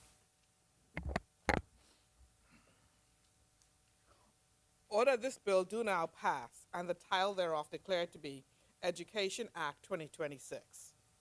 For the third reading of bills, Yes, Madam President, I move for third reading and passing of a bill for an act to establish the Early Childhood Care Commission and its governing board, to provide for the regulation, management, and operational framework of daycare centers and preschools, and to repeal the Early Childhood Care Act and for connected purposes. Second. it has been moved and seconded that the following bill be read for a third time and passed. As many as in favor say aye. Aye. Those opposed say nay. The ayes have it. The motion is carried. Order bill be read for a third time and passed. A bill for an act to establish the Early Childhood Care Commission and its governing board, to provide for the regulation, management, and operational framework of daycare centers and preschools, and to repeal the Early Childhood Care Act and for connected purposes. Order this bill do now pass, and the title thereof declared to be Early Childhood Care Commission Act 2026. For the third reading of bills, Yes, Madam President, I move for third reading and passing of a bill for an act to establish the National Youth Commission and for the purpose of promoting youth development, empowerment, and engagement, and for connected purposes. Second. it has been moved and seconded that the following bill be read for a third time and passed. As many as in favor say aye. Aye. Those opposed say nay. The ayes have it. Order bill be read for a third time and passed. A bill for an act to establish the National Youth Commission and for the purpose of promoting youth development, empowerment, and engagement, and for connected purposes. Order that this bill do now pass, and the title thereof declared to be National Youth Commission Act 2026. For the third reading of bills, Yes, Madam President, I move for third reading and passing of a bill for an act to amend the Automatic Exchange of Financial Account Information Act. Second. it has been moved and seconded that the following bill be read for a third time and passed. As many as in favor say aye. Aye. Those opposed say nay. The ayes have it. The motion is carried.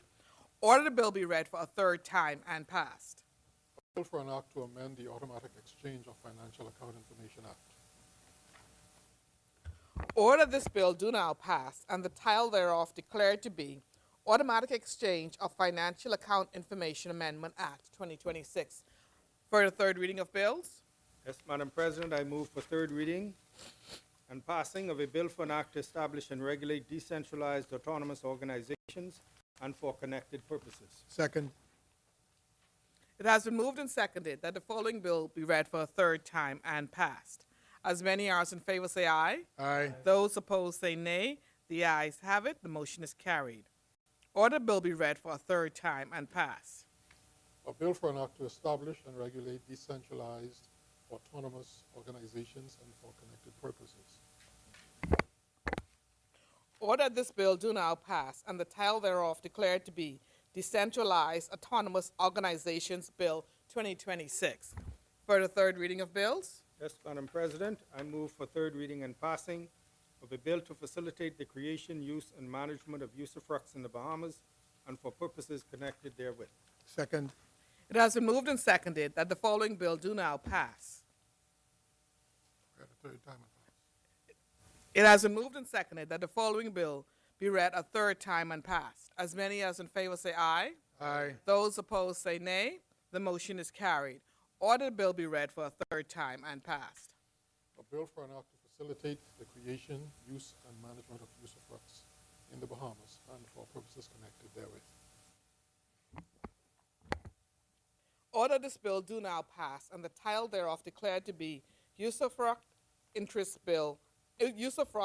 Act 2026. For the third reading of bills, There are now no more third readings, Madam President. consideration of House amendments, resolutions, discharge of select committees, notices for future meetings. Yes, Madam President, I serve notice of the following resolutions that we intend to debate at the next sitting of the Senate. I will read the first and last paragraph. Whereas the Treasurer of the Commonwealth of the Bahamas, hereinafter referred to as the Treasurer, the corporation sole established under Section 4.1 of the Ministry of Finance Act, Chapter 23, Revised Statute Law of the Bahamas 2000, hereinafter referred to as the Act, is seized in fee simple in possession of the hereditaments more particularly described in the schedules hereto, hereinafter, as the said hereditaments. Now be it therefore resolved that pursuant to Section 5.3a of the Ministry of Finance Act, this House approves the conveyance of the said land in the schedule to the Minister responsible for housing for a nominal amount of $10. And this land is 34 acres of land situated in the settlement of Georgetown in the central district of the island of Great Exuma. And the second resolution of which I want to give notice, Madam President, is related to 3.073 acres of land situated on the southern side of Boyd Road, immediately west of Pitt Road. Madam President, and the first and second paragraphs, whereas by declaration of intended acquisition dated 6th day of the October 2025 and published in the Extraordinary Gazette dated 8th day of October 2025, the minister responsible for the acquisition and disposal of lands, the promoter declared that it was his intention to acquire this land described in the schedule hereto for a public purpose, namely making land available by way of sale, lease, or otherwise for the housing of persons of low or middle income and for uses related thereto. Now therefore be it resolved that pursuant to Section 53A of the Ministry of Finance Act, this House approves the conveyance of the said land to the minister responsible for housing for a nominal amount of $10 Bahamian dollars.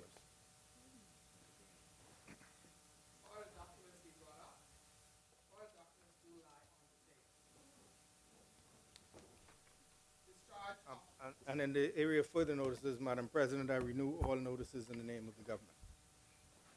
Discharge of select committees. Notices for future meetings. Orders for clerk. Adjournment. Madam President, I move that the Senate at its rising do adjourn sine die, but I would indicate that it is our wish to meet on this coming Thursday at 10 a.m. should the House dispose of the resolutions and we can take them up. So, but at this time, I move that the Senate at its rising do adjourn sine die. Is there a seconder? Second. It has been moved and seconded that the Senate at its rising do adjourn sine die. As many as in favor say aye. Aye. Those opposed say nay. The ayes have it. The motion is carried. Final adjournment? Yes, Madam President, but before I adjourn, I want to join other senators in welcoming back my great warrior from Grand Bahama, Senator Kirk Russell, who, as he explained, he had some health challenges which he has overcome and continues to overcome, but has come back to, in his usual style, deliver a contribution today that was rich in substance and in exquisitely and expertly delivered, and of course, speaking to the education of our young people and the promise of Grand Bahama. And so I just want to welcome him back. It's a great pleasure to have him back. It's always good to have him here and contribute, because you can tell from his contributions, he does it come from the heart, and you know, it's done with love and care for the Bahamian people. So welcome back, Senator Russell. It's great to have you back. And so, Madam President, I move that the Senate do now adjourn. Second. It has been moved and seconded that the Senate do now adjourn. As many as in favor say aye. Aye. Those opposed say nay. The motion is carried. The Senate stands adjourned. Sine die.